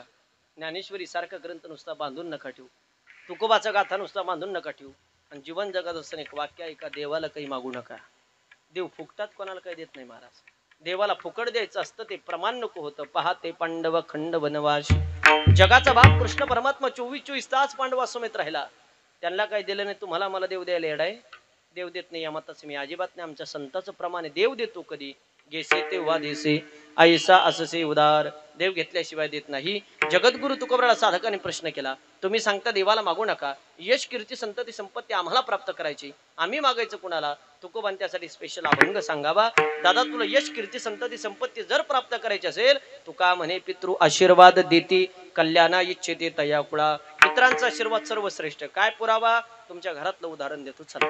वडील जर अचानक निघून गेले, म्हातारं जर अचानक निघून गेलं, राहायला घर नसेल, फिरायला गाडी नसेल, 6 महिन्यामध्ये जर बंगला झाला, दारासमोर 4 व्हीलर गाडी आली, तर जुने लोक म्हणायचे म्हाताऱ्याने माग वळून, म्हाताऱ्याने माग वळून पाहिलं कोण म्हणत होते. काय येडे नव्हते महाराज. 60 वर्षाच्या आयुष्यात माणसाला जे करता येत नाही ते 6 महिन्याच्या सूक्ष्मजीव करू त्याला पितरांचा आशीर्वाद म्हणतात. आणि पित्र म्हणजे कोण? आपले आई वडील. पित्र म्हणजे कोण? आपले आजी आजोबा. मला एक गोड प्रश्नाचं उत्तर द्या तुम्ही सगळे मंडळी. तुम्ही सगळेजण पंढरपूरला जाऊन आला, कोणी आषाढीला गेलात, कोणी जाणार आहे. कुणाच्या दर्शनाकरता गेले होते तुम्ही पंढरपूरला? बोला. पांडुरंगाच्या, विठ्ठलाच्या. जगाचा बाप पांडुरंग परमात्मा कोणासाठी आला पंढरपुरात? पुंडलिकासाठी. काय केलं पुंडलिकाने? माय बापाची सेवा. करेक्ट आणि समर्पक उत्तर इथपर्यंत तुम्ही दिलात. मग माय बापाच्या सेवेमुळे जर 28 युगापासून जगाचा बाप विटेवरती उभा राहत असेल पंढरपुरात, त्याच माय बापाच्या नावाने पिंडदान अन्नदान केल्यानंतर जगाचा बाप तुमच्या घराण्यावर कृपा करणार नाही असं कोणी सांगितलं तुम्हाला?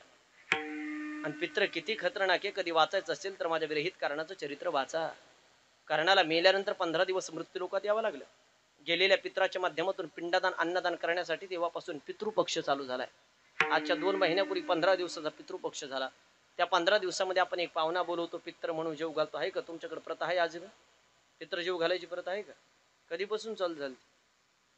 अक्षय तृतीयाला लोकांनी पित्र जेव घातले. कधीपासून प्रथा चालू झाली? कर्णापासून. कर्णाला मेल्यानंतर मृत्यू लोकात यावं लागलं. तुम्ही आम्ही कोणत्या झाडाचा पाला? पण लोक सहज बोलतात. कशाची पितरण, कशाची काय इथे केले, कुठं वरती पोचतं का, मेला त्याची माती झाली, कशाचा स्वर्ग कशाचा नरक. महाराज लोकांचा ब्राह्मण लोकांचा धंदा झाला आणि पैसे कमवायचे. त्यांनी कान उघडे करून ऐकाकडे हो. तुमचा एखादा प्रश्न असेल कीर्तनानंतर माझी भेट घ्या. माझं व्हिजिटिंग कार्ड नंबर भेटेल. तुम्हाला कोणताही प्रश्न असेल बिंदास मला फोन करा, तुम्हाला उत्तर द्यायला मी समर्थ आहे. पण विनाकारण उठसूट कोणी हिंदू धर्माच्या रूढीपण टीका करायचा कोणाला अधिकार नाही. काही वाचायचं नाही, काही नाही. फेसबुक पा, इंस्टा बघ, व्हॉट्सअप बघ, कधीतरी संतांचे ग्रंथ उघडा. आणि ज्यांचा पित्रावरती विश्वासच नाही ना त्यांनी माझ्या विरुद्ध पैठणला जा. पैठण माहिती तुम्हाला? श्रीमंत साधू नाथ महाराजांचं गाव. श्रीमंत साधू नाथ महाराजांनी मृत्यू लोकावरचे माणसं पित्र म्हणून जेवायला बोलवले. ते आले नाही तर स्वर्गीचे पित्र खाली जेवायला. पैठणचा इतिहास आहे. ते श्रीमंत साधू नाथ महाराजांना कलियुगात विसरून जमणार आहे आपल्याला? त्यांचे एवढे श्रीमंत आपण नाही ना. त्यांच्या घरी जगाच्या बापाने 36 वर्षे चंदन उघडून देऊन पाणी भरवले श्रीमंत साधूनाथ महाराज. पण अर्ध्या हळकुंड्याने पिवळ्या झालेल्या 2 पुस्तक वाचून अक्कल आलेल्या लोकांनी हिंदू धर्माची रूढी परंपरा बंद केल्या. त्याचे तोटे तुम्ही भोगले. त्याचा पहिला तोटा झाला कलियुगामध्ये माणसाचं आयुर्मान कमी झालं. बाप जिवंत असताना पोरं मरायला लागली. आणि दुसरी गोष्ट समाधान नावाची गोष्ट नाही. कोट्याधीश लोक दौंड तालुक्यामध्ये गोळ्या घेतल्याशिवाय लोकांना झोपा येत नाहीची कारण आहेत. 5 ग्रंथ महाराज पितृऋणातून मुक्त होण्यासाठी ध्यानपूर्वक कीर्तन ऐका. वर्षातून 2दा त्यांच्या प्रतिमेचं पूजन करावं शास्त्र सांगताय. आता पिंडदानाचं विधी त्यांनी पहिल्या वर्षी संपन्न केलं असेल, दुसऱ्या वर्षी केलं असेल, आज त्यांनी पूजा केली असेल. कधी कळतं तुम्हाला पिंडदानाचं महत्व? कधी कळतं या पूजेचं महत्व? आपल्या परिसरात अजून बरंही प्रवीण महाराज.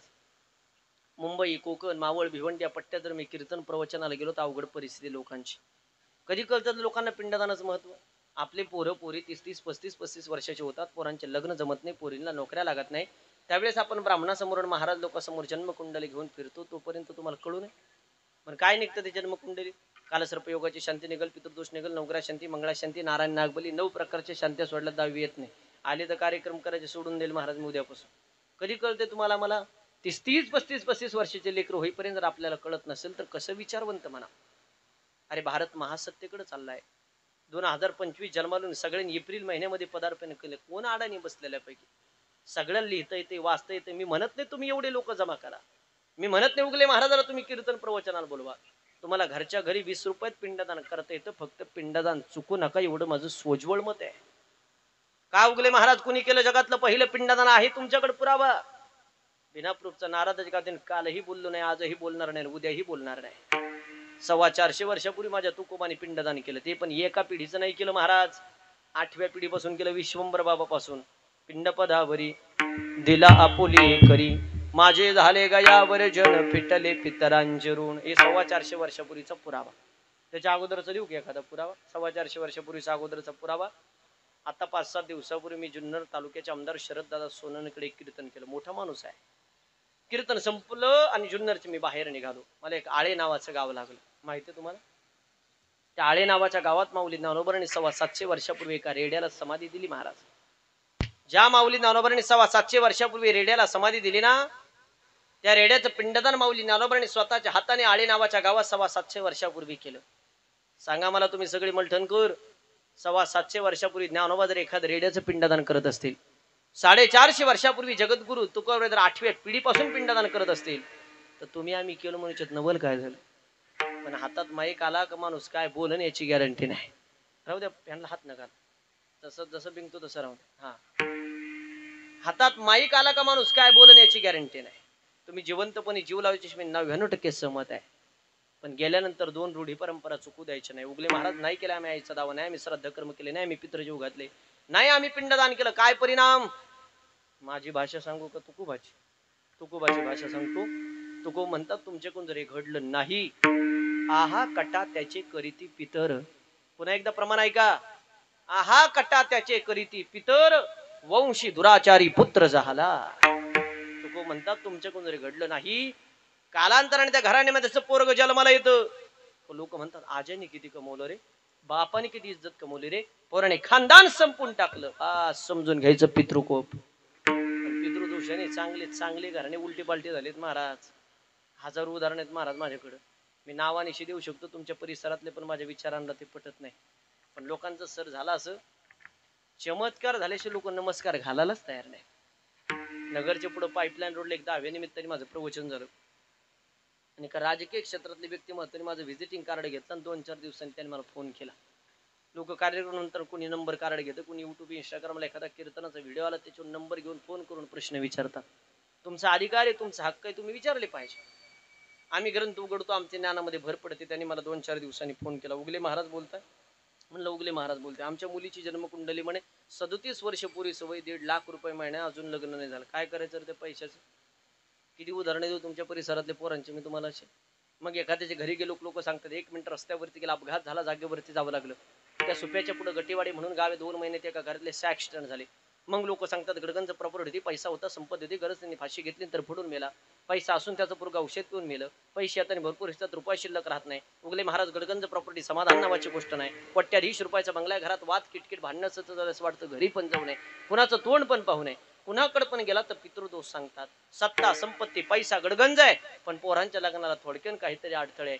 कुणाकडे पण गेला तर पितृदोष सांगतात. या सगळ्या प्रश्नाचा अभ्यास करायचा असेल तर माझ्या विरहिती एकदा तरी गरुड पुराण नावाचं ग्रंथ वाचा. 11 पुराणापैकी पद्मपुराण गरुड पुराण श्रेष्ठ आहे. त्याच्यामध्ये उल्लेख आहे की पितरांची कृपा असेल तर कमी काळात भरभराट, पितर नाराज असतील तर कमी काळामध्ये माणसाची बर्बादी आहे. तुम्ही विश्वास ठेवा नका ठेवू, मी महाराष्ट्रभर फिर, तुम्हाला माहिती आहे. पिंडदान तुम्ही आम्ही करतो, त्याच्यात नवल नाही गड्या. ज्याच्या सत्यशीर वृक्षाचं पान हलत नाही त्याला मी राम म्हणतो. त्या रामाचा बाप असणारा दशरथ, त्याचं सुद्धा पिंडदान केलं. कोणी केलं दशरथाचं पिंडदान? रामाने केलं का सीतेने? सीतेने केलं. पुढे केलं दौड कारखान्यावर. पुढे केलं. किती प्रवचन कीर्तन ऐकले आतापर्यंत तुम्ही? 10व्याचे श्राद्धाचे. काळाची गरज आहे महाराज, माहिती नाही. 5,500 वर्षापूर्वीचं पिंडदान आहे. महाराज लोकांनी सुद्धा ज्या त्या वेळेला ज्या त्या विषयाचं प्रतिपादन केलं पाहिजे. तुमची चुकी नाही त्याच्यात. लाखो रुपये आपण खर्च करायचा आणि त्याचा मतितार्थ माहिती असेल तर दुर्भाग्य आहे तुमचं. जगातलं पहिलं पिंडदान दशरथाचं 5,500 वर्षापूर्वी तुम्ही बरोबर उत्तर दिलं. रामाने नाही केलं, सीतेनेच केलं, पण फल्गू नदीच्या पात्रात केलं. नाव लक्षात ठेवा. आता त्याच फल्गू नदीच्या पात्रामध्ये अहिल्याबाई होळकरांनी पिंडदान केलं. माझ्या वाचनात गेलेला सगळ्यात श्रीमंत राजा रावण, सगळ्यात श्रीमंत. किती श्रीमंत रावण? जेवढी महाराष्ट्राची कर्जमाफी त्याचं लाईट बिल होतं एवढा श्रीमंत. किती श्रीमंत? त्याची लंका सोन्याची होती. लंका इथे एक अंगठी सोन्याची असली, आम्ही 10 वेळेस पंक्तीतून त्याला हे वाढ त्याला ते वाढ, अमक कर तमक कर, आमच्या अंगठी दिसा म्हणून. काही काही जगाड्यात 2च तोळ्याची साखळी राहते सोन्याची, पण शर्टाची बाहेर काढून हिंडते. अरे बाप्पा, त्याची लंका सोन्याची होती. मारुतरायनी लंका तर लंका जाळीच होती, पण त्याची दाढी पण पिटून आला होता. हनुमंत महाबळी, दाढी रावणाची झाली. मी पणा करू नका, चांगली चांगली मातीत घातली त्यांनी. एवढा श्रीमंत रावण, त्याचं सुद्धा पिंडदान केलं. कोणी केलं रावणाचं पिंडदान? कोणी केलं रावणाचं पिंडदान? पाकिट फुकट द्यायचं म्हण, तुला पैसे तुला घेतो उगता, आम्हाला तुला बोलील गायला म्हणे एवढ्या लावून. आम्हाला माहित असं आम्ही 11:15 येडे म्हणतोय पुढे बस. तुमच्या मनात येत असेल ना? नाही येत का? रावणाचं पिंड त्यांच्या भावाने केलं महाराज बिभीषणाने. मी म्हणत नाही खर्च करा, मी म्हणत नाही शिटी वाजून देऊ नका, वाजू दे पण थोडी कमी वाजू दे. मी म्हणत नाही खर्च करा, फक्त चुकू देऊ नका माझं पाया पडून सांगणं.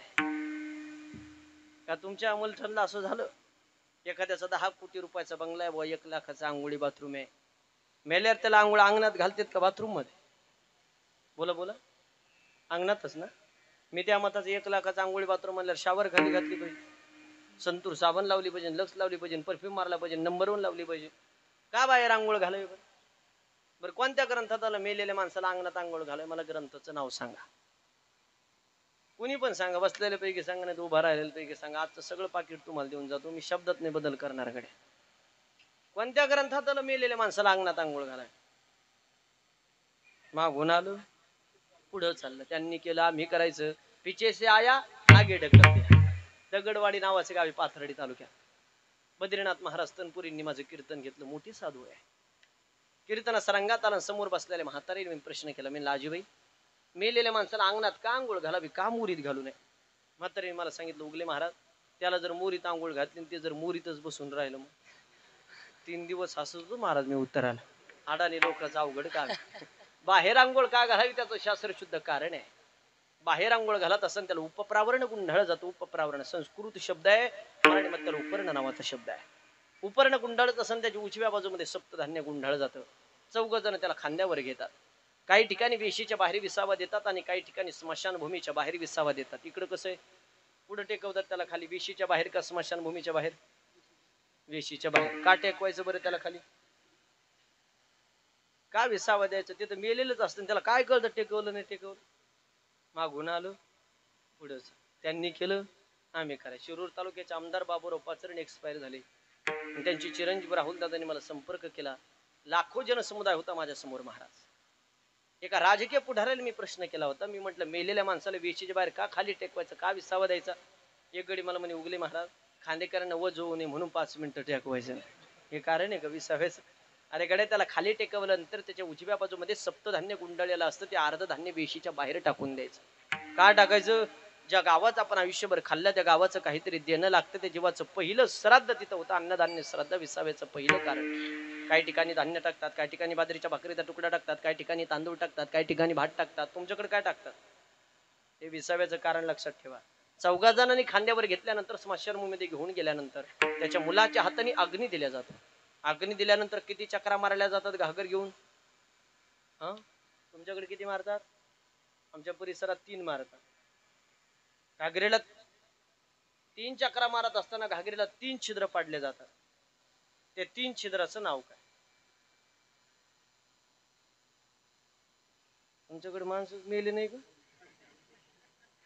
मेले बाबा, पण हे कोणी सांगितलं?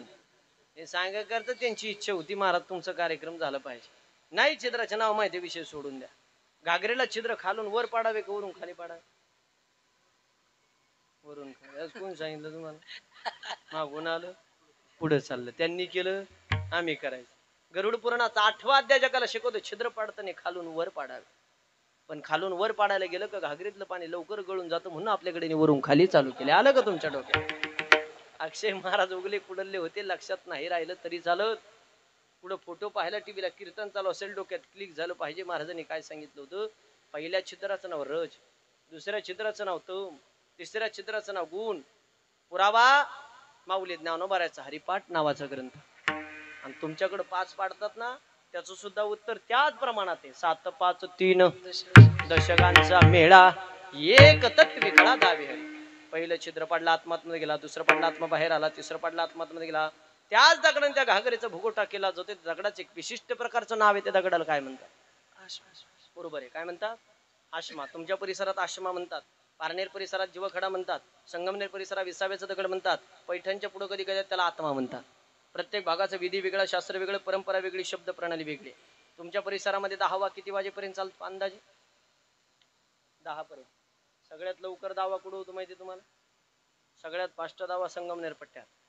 प्रवीण महाराज 6:30ला प्रवचन चालू केलं मी सकाळी, 7:30 पर्यंत सगळा दावा संपतो. राहुरीला गणपती घाटात 8:30 पर्यंत सगळा दावा संपतो. परवारा संगम काय गाव टोकाला कधी गेला तर 9:30-10 पर्यंत दावा चालतो. पैठणला कधी गेलं तर 11-12 दावा सुरू होतो. डोरकिन बिडकिंदपुरम 2 ते 4, शहागड अंबड गोदावरीच्या काठात 3 ते 5 दावेचे प्रवचन मी स्वतः केले. लातूर अवसल मी रात्रीचे दावे केले. रात्रीचे मी माझ्या ड्रायव्हरला सहज प्रश्न केला होता एकदा. त्याला म्हटलं का रे सकाळी दावे इकडं संध्याकाळी इकडं कमून? ते म्हणे उगले महाराज कावळी इकडून निघत असते संध्याकाळपर्यंत इकडं पोहोचत. ते काय करीन महाराज जागून जागून वैतकले गाडी चालून रात्रंदिवस नुसतंच पळायचं. त्याने आपलं तळतळीने उत्तर दिलं. माय मनाला भावलं म्हणून मी तुम्हाला सांगितलं. 3 चक्रा मारल्यानंतर जुने लोक सांगतात घागर पाठीमागं टाकून दे. त्याचा भुगोटा केला जातो का घागर तशीच ठेवली जाते? भुगोटा का करायचं? भुगोटा नाही माहिती तुम्हाला. बोंब मारल्या जाते. घरी निघाल्यानंतर जुना माणूस त्या हाताला पकडतो आणि जुना माणूस सांगतो आता पाठीमागं पाहू नको. का नाही पाहायचं पाठीमागं? मेलेली माणसं दिसतात का? मग ते आपल्या मागे येतात का? काहीच माहित नाही तुम्हाला. जेवायला काय केलं आता? जेवून जा सगळे आता. हा 1 मिनिटात महत्वाचं बोलू. श्रीमंत लोकांची भिकारी झाली त्याचं खरं कारण सांगतो तुम्हाला. तुमच्या परिसरात जास्त आहे. मी आता मध्ये तुमच्या राजेगावला कीर्तनाला आलो होतो. जुनं महादेवाचं मंदिर आहे. त्या सप्त्यामध्ये अनेक जणांच्या माझ्या भेटी झाल्या. गावचे सरपंच तरुपणामध्ये जावं लागलं त्यांना. मला असं वाटतं 1 वर्षापूर्वी महाशिवरात्रीच्या काळात ते जाणं झालो. त्यावेळेस मी आलो होतो राजेगावला. हा तुमच्या परिसरात जास्त लोक आहेत महाराज. मी जर एखाद्याच्या घरी बसलो ना लोक मला सांगतात उगले महाराज गडगंज प्रॉपर्टी होती त्यांच्याकडे. 500-500 एकर जमिनी होत्या. 100-100 मजूर ज्यांची दररोज कामाला जायचे. पण आज खायला दाना नाही महाराज त्या लोकांना. म्हणजे श्रीमंत लोकांची श्रीमंती निघून कस काय गेली नाही? गरीब कशामुळे त्याचं खरं कारण आहे का? पाठीमागं पाहू नको. त्याचं कारण आहे त्या जीवाचा तुझा संबंध तोडून टाक. जोडायच्या भानगडीत पडू नको. संबंध जोडणे म्हणजे काय आणि संबंध तोडणे म्हणजे काय? संबंध जोडणे म्हणजे मेलेल्या माणसाच्या प्रित्यर्थ आपल्या दारासमोर त्याच्या नावाचं थडग किंवा समाधी बांधणे. आई बापाच्या आजी आजोबाच्या अस्थी त्याच्यामध्ये ठेवण्याला संबंध जोडणे म्हणतात. थडग कळतं माता भगिनी तुम्हाला? पुरुष मंडळी थडग कळतं? पाया पडून ते संबंध जोडायच्या भानगडीत पडू नका. ज्याने आपल्या दारासमोर थडगं बांधलं, ज्याने आपल्या शेतामध्ये थडगं बांधलं, आई बापाच्या आजी आजोबाच्या अस्थी त्याच्यामध्ये ठेवल्या. थडग्याचं शास्त्र आहे, थडग्याचा विधी आहे. त्याला 2 टाइम दिवाण 1 टाइम नैवेद्य पाहिजे म्हणजे पाहिजेच. 12 वर्षे जर थडग्याच्या वहील नजर झाली तर ते घर फिरवायला कारणीभूत आहे. तुम्ही माझ्या बरोबर चला सोनई भागात. मी नावानिशे घर दाखवतो तुम्हाला. 15 वर्षापूर्वी ज्यांच्याकडे जागिरी होती, फुगिरी होती, पाटील होती, रुबाब होता, थाट होता, 500-500 एकर जमिनी होत्या, 100-100 मजूर ज्यांचे दररोज कामाला जायचे. कोणी आईबाप गेल्यानंतर दारासमोर थडगे बांधले, कोणी आजोबा गेल्यानंतर शेतामध्ये थडगे बांधले. आई बापाच्या आजी आजोबाच्या अस्थी त्याच्यामध्ये ठेवल्या. 12 वर्ष त्याला दिवा नाही, 12 वर्ष त्याला नैवेद्य नाही. 15 वर्षापूर्वी ज्यांच्याकडे जागिरी फुगिरी पाटील रुबाब होता, थाट होता, 500-500 एकर जमिनी होत्या, 100-100 मजूर ज्यांचे दररोज कामाला जायचे. 2019-20 ते लोकांच्या कपाशीतलं काँग्रेस उपटायला जातात. याला पितृदोष म्हणतात. जेवढा सोपा तेवढा अवघड आहे. आता अक्षय महाराज उगले तुम्हाला सांगितलं. माता भगिनी घरी गेल्यानंतर थडगं बांधलेलं असलं उद्यापासून त्याला दिवा द्याल. त्याच्यामध्ये हस्ती ठेवलेलं असेल परवा दिवशीपासून तुम्ही त्याला नैवेद्य द्याल. तुमचे पोरं करतील सगळा भरोसा. तर पुरुष मंडळी तुमचे पोरं संस्कारी असलं तर ते करतील. तुमचे नातू करतील सगळा भरोसा. हस्ती नावाची अशी गोष्ट आहे. 13 दिवसाच्या आत वाहत्या पाण्यात सोडावे. हस्ती घरात ठेवू नये. घरी आल्यानंतर लिंबाचा पाला दिला जातो. बरोबर आहे? असाच विधी निघतं. का द्यायचा लिंबाचा पाला? अजून मी काही डीप मध्ये नाही घुसलो. एले वर्षावर चालू आहे. पण 4थं पुण्यस्मरण आहे म्हणून म्हटलं तुम्ही सगळं ऐकलेलं असेल म्हणून. कुणी सांगितलं नाही का 3 याच्यात पण अजून? हा ऐका. तुमची चुकी नाही त्याच्यात, माझी पण चुकी नाही. पण महाराज आपण हिंदू धर्मात ज्याला म्हणले सगळ्या गोष्टी आपल्याला करत असताना माहिती पाहिजे. लिंबाचा पाला दिला ना तुमच्याकडे दुसऱ्या दिवशी सावडतात का तिसऱ्या दिवशी? तिसऱ्या. आमच्या नेवासा तालुक्यात तिसऱ्या दिवशी सावडतात. मी शिक्षकी पेशेमुळे राहायला पारनेरला आहे. पारनेर परिसरात दुसऱ्या दिवशी सावडतात. शिरूर परिसरात दुसऱ्या दिवशी सावडतात. श्रीगोंदा परिसरात तिसऱ्या दिवशी सावडतात. दौंड बारामती परिसरात पुन्हा तिसऱ्या दिवशी सावडतात. दुसरा दिवस सोडून द्या, तिसरा दिवस सोडून द्या. मी 10व्या दिवसावरती तुम्हाला घेऊन येतो. 10वा दिवस अति महत्वाचा असतो. कोणाच्या हातात असतो? कावळ्याच्या. शेवटचा प्रश्न तुम्हाला. कावळा शिवलेला चांगलं का नाही शिवलेला? शिवलेला. आज कोण सांगितलं तुम्हाला? लोक म्हणतात ना. ते लोक सापडान मला पुढे. मी मॅपला पाहिले, सगळे पाहिले, ते लोक सापडाना. कोणत्या ग्रंथात आलं कावळा शिवलेला? आलं ना 2 ग्रंथात आलं. मला नाव अपेक्षित आहे तुमच्याकडून. पण मग जिथं कावळा शिवत नाही ते लोक मोक्षाला जात नाही का? आता दौंड तालुक्यामध्ये आतापर्यंत माझ्या अभ्यासानुसार माझे 62 गावात कार्यक्रम झाले. मी तुम्हाला 12 गावात दाखवून देतो जिथं काकस्पर्श होत नाही. पारनेर तालुक्यात माझं रेकॉर्ड ब्रेक असं गाव राहिलं नाही का माझा कार्यक्रम झाला नाही. 133 गावात कार्यक्रम झाले, 38 गावात कावळा शिवत नाही. प्रवीण महाराज श्रीगोंदा तालुक्यात 27 गावात काकस्पर्श होत नाही. अहिल्यानगर जिल्ह्यात 168 गावं परफेक्ट दाखवून देतो जिथं 1 तास नाही 4 तास सावधूमध्ये कावळा खाली येत नाही. त्या गावातले लोक मोक्षाला जात नाही का? मग तुम्ही दहाव्यान घरी जाऊन बऱ्यात काय नाही टाकीत तर आपली बायको आपल्याला पहिला प्रश्न विचारते, कुठे गेल तू? आपण जर म्हणलो 10व्याला तिचा पहिला प्रश्न राहतो, काय विचारित तू? कावळा शिवला. म्हणलं तुमच्यात तरी काही बदल असतो, आमच्याकडे तसं तुमचं तर झाकली मूठ. पहिला प्रश्नाचा कावळा शिवला का? आपण जर म्हणलो नाही शिवला, त्यांचं उत्तर आता कसा शिवा? आपण विचारलं काय भान तुम्हाला नाही, तुम्ही का बसा, त्यांना काय माहित राहतं आपल्याला काय मिळ नाही लागला. आई बियन लोक मधलं माहित व्हायचं नाही पण यांना माहित होत. आणि आपण जर म्हणलो ना हातातलं ओढून गेलं, कावळ्याने दम नाही खाल्ला, यांचं उत्तर आता कदरलेलं वैतागलेलंच तेवढं होतं. ते त्याला बोलल्यावर कसं हसू येतं पण. मग शिवलेलं चांगलं की नाही, शिवलेल्याचं रिझन देताना कावळा शिवलेलं चांगले 2 ग्रंथात आलं. भजनी मंडळ तुम्ही तरी लक्षात ठेवा, त्यांचं सोडून द्या. पहिला ग्रंथ अध्यात्म रामायण आणि दुसरा ग्रंथ रामविजय. पण अध्यात्म रामायण वर्णन आहे मातृगया पितृगयाला आयुष्यामध्ये एकदा जा. कोण कोण गेलं बसलेल्यापैकी? कोणी गेलं? आयुष्यात एकदा जा. जिथं दशरथचं पिंडदान सीतेने केलं तिथं पिंडदानाचं विधी करताना सांगितलं. दशक्रियाचं पिंडदान प्रारंभ झालं, ज्या कर्त्या पुरुषांनी पाणी पाजायचं काम केलं त्या कर्त्या पुरुषाने त्या ब्राह्मणाने तर 3.5 हात लांब केल्यानंतर ज्यांनी पाणी पाजलं त्याच्या उजव्या हातावरती पाणी दिलं जातं. ब्राह्मणाच्या मुखातून मंत्र चालू होतात. ओम यज्ञाने ते मजंत दैवास्तानि धर्मानि प्रनंदंतंतरदा प्रार्धात पृथ्वीदेशं दर्पनिंताया एकराळ तदशेष प्रवेष्टारो मरदस्य वचन गृहे. मी 2.5 तास म्हणलं तरी तुम्हाला मेळ लागणार. तुमचे चेहरे सांगायला लागले. संस्कृत म्हणतात त्याला अंगठ्याने पाणी सोडल्यानंतर कावळा जर पूर्वेकडून आला त्याने पिंडाला स्पर्श केला त्या क्षणाला समजायचं माणूस वैकुंठाला गेला. कावळा पश्चिमेकडून आला त्याने पिंडाला स्पर्श केला त्या क्षणाला माणूस स्वर्गाला गेला. कावळा उत्तरेकडून आला त्याने पिंडाला स्पर्श केला त्या क्षणाला समजायचं माणूस कैलासाला गेला. तोच कावळा दक्षिणेकडून चालत चालत आला 7 पावलं चालले 1 पाऊल वरती उचलून त्याने चोच मारली त्या क्षणाला समजायचं माणूस नरकाला गेला. कधी ऐकलं का? मलठण. जिथं कावळा शिवत नाही तिथं संत महंत वेद वाङ्मय दंडवत घालते त्या पुण्यपुरुषाला. त्यासाठी 6व्या ज्ञानोबाने खर्च केल्या ज्ञानेश्वरीमध्ये. 7वा भंग स्पेशल कावळ्यावर लिहिला. पहिलं तो गे काऊ कोकताही शकून सांगे माय उड उड रे काऊ तुझे सोन्यानं मडविल पाऊ. पक्ष्यांचा राजा मोर असताना ज्ञानोबाने कावळ्याला भंग का हवा असा माझा वैयक्तिक प्रश्न आहे. फुलांचा राजा गुलाब असताना मोगरा फुलेला का भंग ल्यावा असा माझा वैयक्तिक प्रश्न आहे. नदीत नदी पवित्र नर्मदा मैया का सांगावी अशा हजारो प्रश्न आहेत महाराज. 20-25 दिवसापूर्वी मी त्या पिंपरी चिंचवड शेजारी आकुर्डी नावाचे एक गाव आहे पुण्यामध्ये. तिथं माझं एक कीर्तन झालं आणि काढ सध्याचे भोसरीचे विद्यमान आमदार महेश दादा लांडगे साहेबाकडे माझं संत पूजन होतं म्हणून आम्ही बंगल्यावर भोजनाला गेलो. प्रवीण दादा जेवायला बसणार तर एक ऍडव्होकेट माणूस माझ्या भेटीला आला. लय हुशार महाराज, लय हुशार, म्हणजे माझ्या हुशारीच्या यादीतलं ते एक हुशार. नाही तर मी शक्यतो कुणाला हुशार म्हणत नाही. त्याचे 6 कारणे आज मी त्या विषयावर बोलणार नाही. मी त्याला हुशार का म्हटलं महाराज. माझ्या शेजारी अशी खुर्ची टाकून बसला. मला म्हणे उगले महाराज 63 वर्ष वय चालू आहे म्हणे माझं. म्हणलं बरं तुमचं किती चालू आहे? म्हणलं रनिंग 26-27 चालू आहे आता सध्या. 63 वर्ष वयात आजपर्यंत मी कधी कुणाचा फॅन झालो नाही म्हणे. पण गड्यात 2 तास तुमचं कीर्तन ऐकलं आपण तुमच्या विचारांचा फॅन आहे म्हणे. माफी मागून एक प्रश्न विचारू म्हणे तुम्हाला. आता त्यांनी प्रश्न कसं विचारला मग तुम्हाला त्याची हुशारी कळेल. आला म्हटलं काय हरकत नाही फॅन म्हटल्यानंतर विचार. म्हटलं आता हे फॅन नाही का इकडून इकडे जातो तिकडून तिकडे जातो. फॅन म्हटल्यानंतर विचार. म्हटलं काय हरकत नाही. आता त्यांनी प्रश्न कसा विचारला तुम्हाला हुशारी कळेल. मला म्हणे अनेक कीर्तनकारचे कीर्तन प्रवचन मी ऐकले उगले महाराज. कीर्तनकार सांगतात घरातून माणूस निघून गेला का 1 वर्षभर त्याचा आत्मा त्या घरामध्ये वास्तव्य करतो. 1 वर्षाची पूजा संपन्न झाली, 1 वर्षाचं पिंडदान संपन्न झालं का त्याचा आत्मा पुढील प्रवासाला निघतो म्हणे.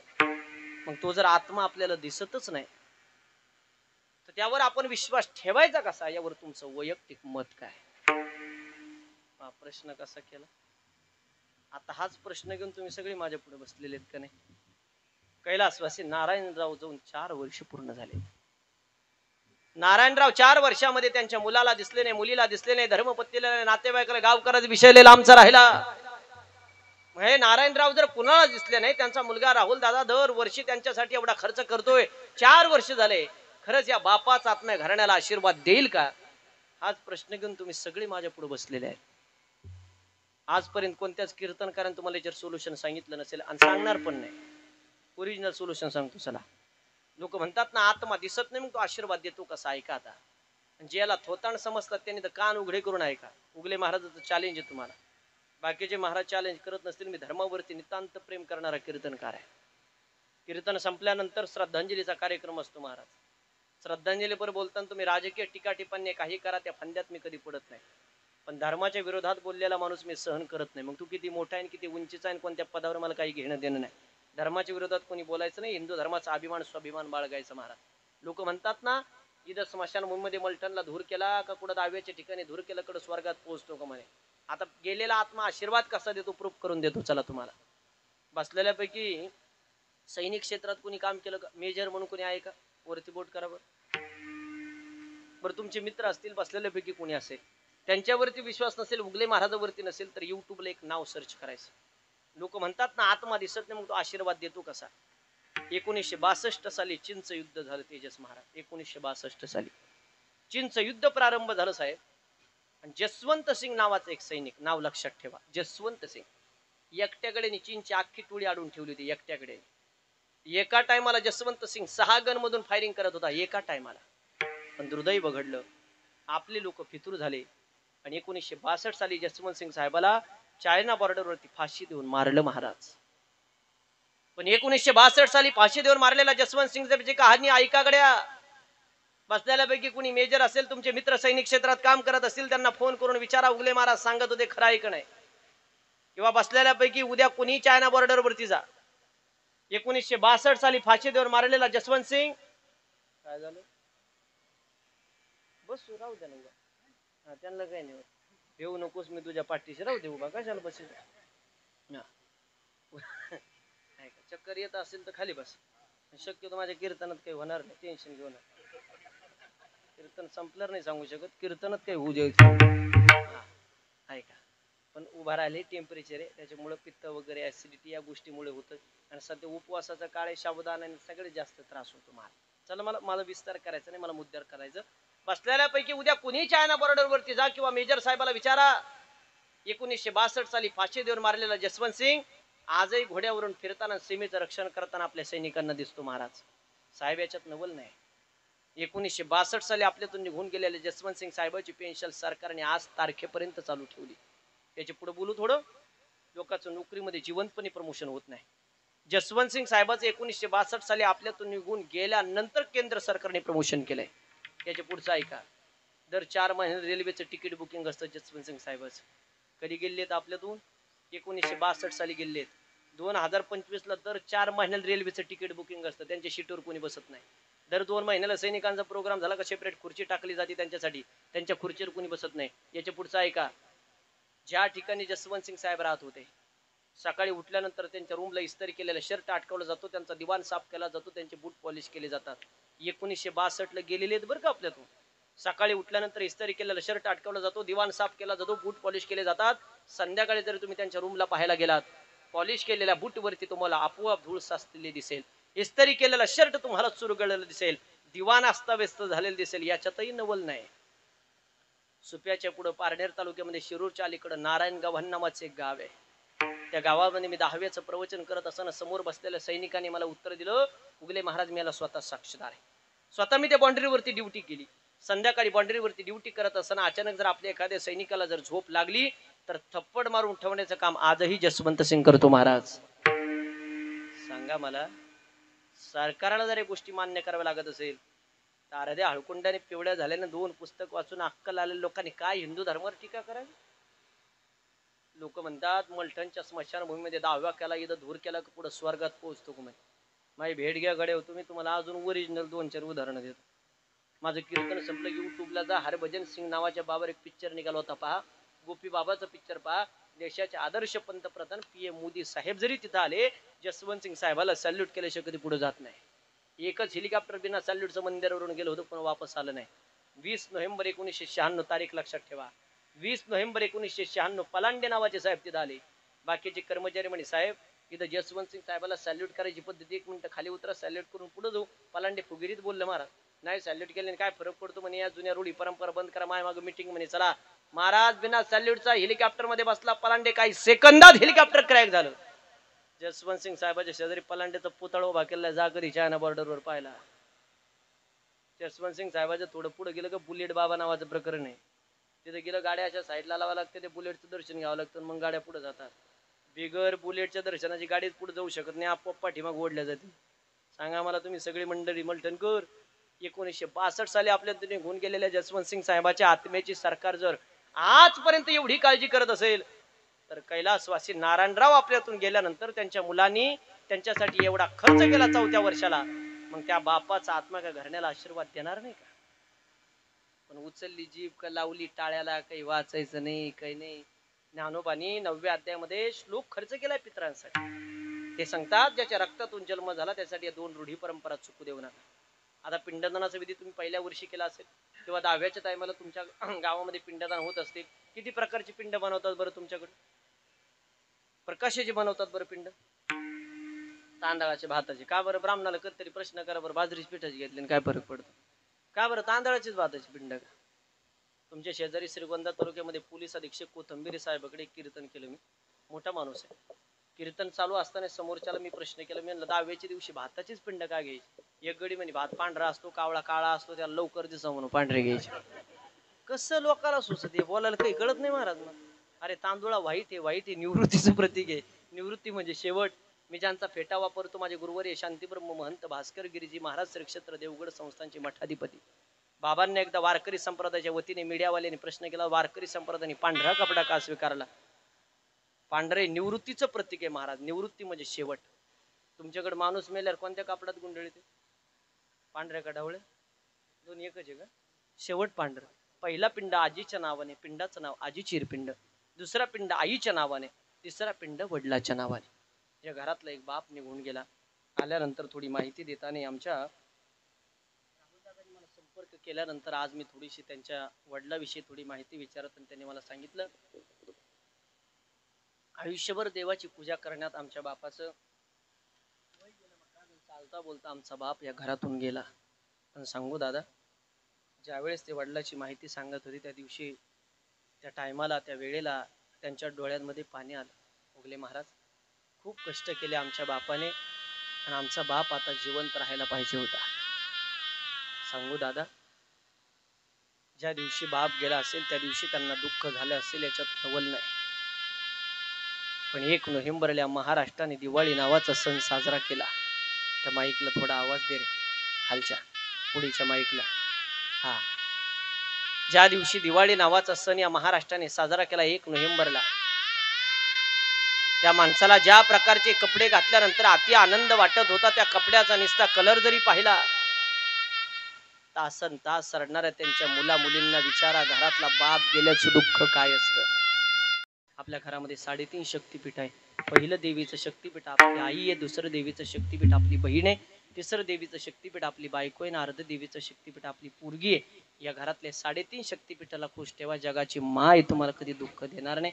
तुमच्या सर्वांच्या डोळ्यात पाणी आलं. मी दिलगिरी व्यक्त करेन. तरी आज उष्णतेमुळे थोडी वेळेची मर्यादा पाळून 10,000 लोक रडतात माझ्या कीर्तन प्रवचनात. ही माझ्या स्वामींची कृपा आहे महाराज. रडवण्याचा उद्देश नसतो. पण 10व्याचं प्रवचन असेल, श्राद्धाचं कीर्तन असेल, सप्ताह असेल, काला असेल, अनेक लोक यूट्यूबचे, इंस्टाग्रामचे माझे कीर्तनाचे व्हिडिओ पाहून मला प्रतिक्रिया देतात. रडवण्याचा उद्देश नाही. पण ज्या ज्या तरुण पोरांनी माझा प्रसंग ऐकला, मी म्हाताऱ्या लोकांसाठी जास्त कीर्तन प्रवचन करत नाही, ज्या ज्या तरुण पोरांनी माझा मायबापाचा प्रसंग ऐकला, 80-85 पोरांची यादी महाराज माझ्याकडं. मायबापातून वाईली राहणारे पोरं सुद्धा मायबापात राहायला गेले. याच्यापेक्षा काय सार्थक केला का? तुमच्यापैकी आज 2 जणांच्या विचारात बदल झाला. आजचं कीर्तन सक्सेस. पोरांनो, कधी बाजारात गेला 10,000ची साडी बायकोला घ्या, 1,000 रुपयाचं रुगडा आईला आणा, 5,000चे कपडे पोरांना घ्या, 500 रुपयाची कुपरी बापाला आणा. पण तुका म्हणे माय बापे ही देवाची स्वरूपे. एवढं प्रबोधन घरी न्या. 10व्यापर्यंत विधी आलाय. 11 दिवशी बलिदान, 12 दिवशी बुदान, 13 दिवशी अन्नदान, 14 दिवशी वस्त्रदान, 1 वर्षाने श्राद्ध, 2ऱ्या वर्षी शिवश्राद्ध, 3ऱ्या वर्षी मोक्षश्राद्ध. घरातून माणूस निघून गेल्यानंतर त्याच्या पोराचं लग्न 1 वर्षाच्या आत का करावं, नाही केलं तर 3 वर्षांनी का करावं, आणि घरात मेलेल्या माणसाचे फोटो लावावे का, जरी लावले तर कोणत्या दिशेने तोंड करून लावावे, सगळ्या प्रश्नाचे उत्तर ब्रेक के बाद. झालेले सेवेला पूर्णत्वाकडे नेत असताना आपल्यातून निघून गेले नारायणरावचे चिरंजीवाला विनंती करतो, राहुल दादा, माझा एक नियम आहे, ज्या घरात मी 10व्याचं प्रवचन करेल, श्राद्धाचं कीर्तन करेल, जो माणूस आपल्यातून निघून गेला त्या माणसाच्या नावाने एक झाड लावायचं आणि त्याचा फोटो मला पाठवायचा. आतापर्यंत तुम्ही 4 झाडं लावायची, चतुर्थ पुण्यस्मरणे, त्याचा फोटो मला पाठवायचा. आतापर्यंत मी 3,500-4 हजार लोकांकडून वृक्षारोपण करून घेतले. कारण कोरोनाच्या काळामध्ये ऑक्सिजन अभावी किती लोक मेले सांगायची गरज नाही. प्रबोधनाचं काम करतो महाराज. आता एप्रिल महिन्यामध्ये एवढं टेम्परेचर असेल, आपण बाहेर बसू शकत नाही. मे महिन्यामध्ये 9 वाजता बाहेर निघणं मुश्किल होईल. निसर्ग जगलात आपण जिवंत. त्याच्यामुळे माझं पाया पडून सांगणे तुम्हाला, प्रत्येकाने एक एक झाड लावा, आपल्या लेकरासारखं जपा, पाणी अडवा, पाणी जिरवा, पोरांना घरी ठेवू नका. माता भगिनी पाया पडून सांगतो, घरातले भांडे विका, लेकरांना शिकवा. भगवान बाबा म्हणायची जमिनी विका, पोरांना शिका. गावागावात ज्येष्ठ श्रेष्ठ मंडळी एकत्र या. तुम्हाला थोडं वाक्य खटकन पण बोलतो. गावागावात ज्येष्ठ श्रेष्ठ एकत्र या. वाड्या वस्त्यावरती एखादं मंदिर कमी बांधा. गावातल्या शाळा डिजिटल करा. पैसा खर्च करायचा, शिक्षणासाठी खर्च करा. ग्रामदैवताचे कळस सोन्याचे बसवायचे आपलं दुमत नाही, पण काही काही गावात गेल्या स्मशानाचे घाडे 1.5 कोटी रुपयाचे आहे आणि जिल्हा परिषदेच्या खोल्या पडलेले, हे दुर्दैव आहे. मी थोडं शिक्षणाला महत्व देणारा कीर्तनकार आहे. माता भगिनी 12 वर्षाचं लेकरू होईपर्यंत लेकराच्या हातात जास्त मोबाईल देऊ नका. 80 वर्षाचं म्हातारं बिना चष्म्याचं पेपर वाचतंय. 4-4 वर्षाच्या पोराला चष्मे लागले, एवढं प्रबोधन घरी न्या. आणि कधी आले आमच्या नेवासा तालुक्यामध्ये जेऊर हैबत्ती म्हणून माझं गाव आहे, देवगड शनी शिंगणापूर जवळ. वास्तव्य जरी माझं पारनेरमध्ये असेल, बसलेल्यापैकी कुणी पारनेरला आलात, मी आपल्या परिसरात प्रवचनालय 10व्याच्या कीर्तन श्राद्धाच्या सप्त्या लिहू, काल्या लिहू. जिथं भेटल तिथं 2 शब्द प्रेमाने बोला. उगले महाराज, अक्षय महाराज तुमचं प्रवचन कीर्तन इथे ऐकलं बुवा, तेच 2 शब्द बरोबर येतात. नाही तुम्ही कितीही पैसे कमवले आणि मी कितीही बँक बॅलन्स कमवला, मेल्यावर कुणी बांधून नेत नाही. ती प्रथा अजून चालू झालेली नाही, ती प्रथा चालू पण होणार नाही. त्याच्यामुळं 2 शब्द प्रेमाने बोला, एवढी अपेक्षा व्यक्त करतो. वेळ माझी संपलाय. या पुणे जिल्ह्याने, नगर जिल्ह्याने माझ्यावर खूप प्रेम केलं महाराज, आणि कमी काळात केलं. माऊली 6 महिन्यात 53,000 किलोमीटरचा प्रवास केला महाराजने. डोक्याच्या केसाला धक्का नाही. 30 दिवसात 92 कार्यक्रम झालेत. रोजचे 3 टप्प्यात आले 4 होते. 26-27 रनिंग वय आता चालू आहे. अजून भरपूर प्रेम आशीर्वाद मला तुमचे सर्वांचे घ्यायचे. असाच आशीर्वाद माझ्या पाठीशी तुम्ही ठेवाल अशी अपेक्षा ठिकाणी व्यक्त करतो. ज्या दादांनी गोड साऊंडची टीम दिली त्या दादा करता एकदा जोरात सगळ्यांनी टाळ्या वाजवा. धन्यवाद व्यक्त करतो. गोड गायन सम्राट दोघंही माझे मित्र आहेत. महाराष्ट्रामध्ये यांचं खूप मोठं नाव आहे. प्रवीण महाराज, तेजस महाराज. आज तेजस महाराज ओरिजिनल मला कळाले, त्या दिवशी थोडा फॉल्ट झाला होता, तुमच्या आलं लक्षात नाही. आमचे विकास महाराज मृदुंग सम्राट, तुम्ही उपस्थित आहे. चॅनलवाले, चॅनलचं काय नाव आहे आपल्या, वारकरी व्यासपीठ म्हणून आमच्या विकास दादाचं चॅनल आहे. सगळ्यांनी सबस्क्राईब करा. आयकॉन, बेल आयकॉन, सगळ्या गोष्टी दाबायला विसरू नका. आणि आपला माणूस आहे, आपण मोठं केलं पाहिजे. त्याचं कारण का सबस्क्राईब करायचं हे चॅनल, त्याचं कारण उगले महाराजांचं नाव टाकलं तर तुम्ही 2035ला सुद्धा हे कीर्तन ऐकू शकता. एवढा मीडियाचा चांगला फायदा आहे, चांगलं मीडियाचा फायदा आहे महाराज. त्याच्यामुळं आमच्या चॅनलला सबस्क्राईब करायचं कोणीही विसरायचं नाही. बसलेल्यापैकी सगळ्यांनी यूट्यूबला जायचं, सगळ्यांनी बेल आयकॉन दाबवायचा. त्याच्यामध्ये कमेंट पण कमेंट रामकृष्ण हरीची टाका, चांगलं टाका. हा, नाहीतर रामकृष्ण हरीच्या खाली वाजवा तुतारी टाका, काय टाकायचं ते टाका.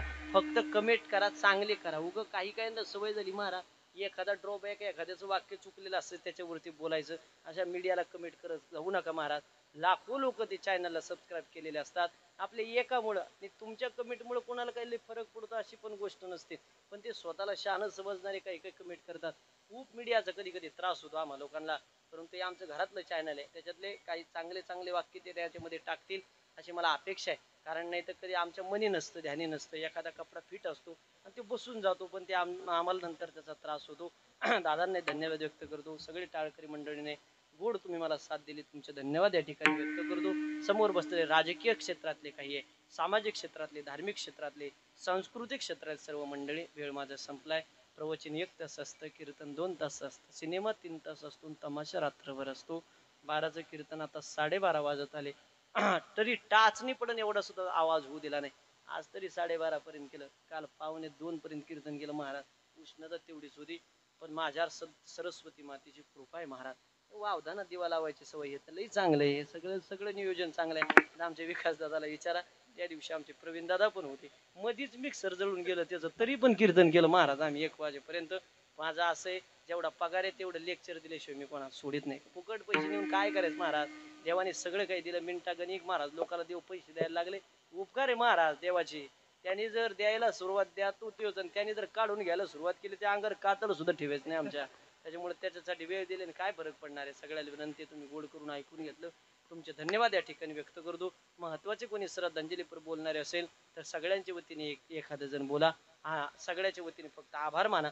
कार्यक्रमाची सांगता प्रसादानाने होईल. प्रसादानानंतर समोर प्रतिमा ठेवलेली आहे, सगळ्यांनी त्या प्रतिमेला पुष्प अर्पण करा, त्या प्रतिमेचं दर्शन करा. ते पुष्प पायदळी येऊ देऊ नका, आणि सगळ्यांनी भोजन केल्याशिवाय कोणी जायचं नाही एवढीच विनंती करतो. मलाही संध्याकाळचं कीर्तन तुळजापूरच्या पुढे 100 किलोमीटर लोहारा तालुक्यामध्ये, मलाही अंतर लांबचं आहे. तुमची सगळ्यांची दिलगिरी व्यक्त करत असताना बोलताना एखादा शब्द टोचला असेल उदाहरण करण्याने मला माफ करा. मला हसून खेळून कीर्तन करायची सवय. तुम्ही सगळे मंडळी असेच माझ्या आशीर्वाद रूपी पाठीशी उभा राहाल अशी अपेक्षा व्यक्त करतो. जगद्गुरु तुकोबाराय सांगतात, या काळाच्या तावडीतून वाचवणारा तेजस महाराज जर तुम्हाला भैरवी म्हणायचे असेल तर या जगाचा बाप फक्त काळाच्या तावडीतून वाचवणारा तुका म्हणे तुझं सोडविना कोणी, एकाच कृपाने वाचण्या सगळ्यांनी हात वरती करा आणि मोठ्या प्रेमाने अर्धा मिनिट भजन करा. तुबारक माई तुबारक माई जय जय जय जय बारक माई तुबारक माई विठो बारक माई तुबारक माई विठो बारक माई तुबारक माई ओ बारक माई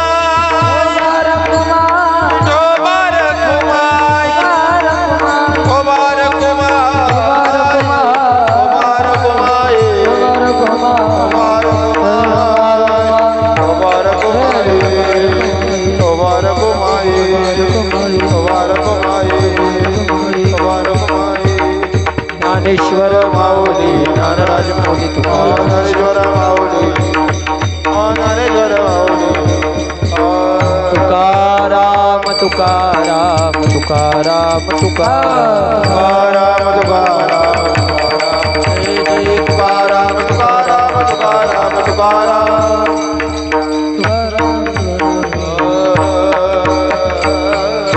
काल हनुमान जयंती या ठिकाणी संपन्न झाले. माझे मारुतराय म्हणजे प्राणप्रिय देवता आहे. अर्धा मिनिटं त्या मारुतराला जे भजन आवडते ते रामाचं आपण सगळ्यांनी भजन करू. त्यांना आदरांजली व्यक्त करत असताना शूटिंगवाले गोल शूटिंग करतील म्हणजे त्यांनाही चॅनलला टाकता येईल. रामनवमी आली तरी पण ते भजन चालन.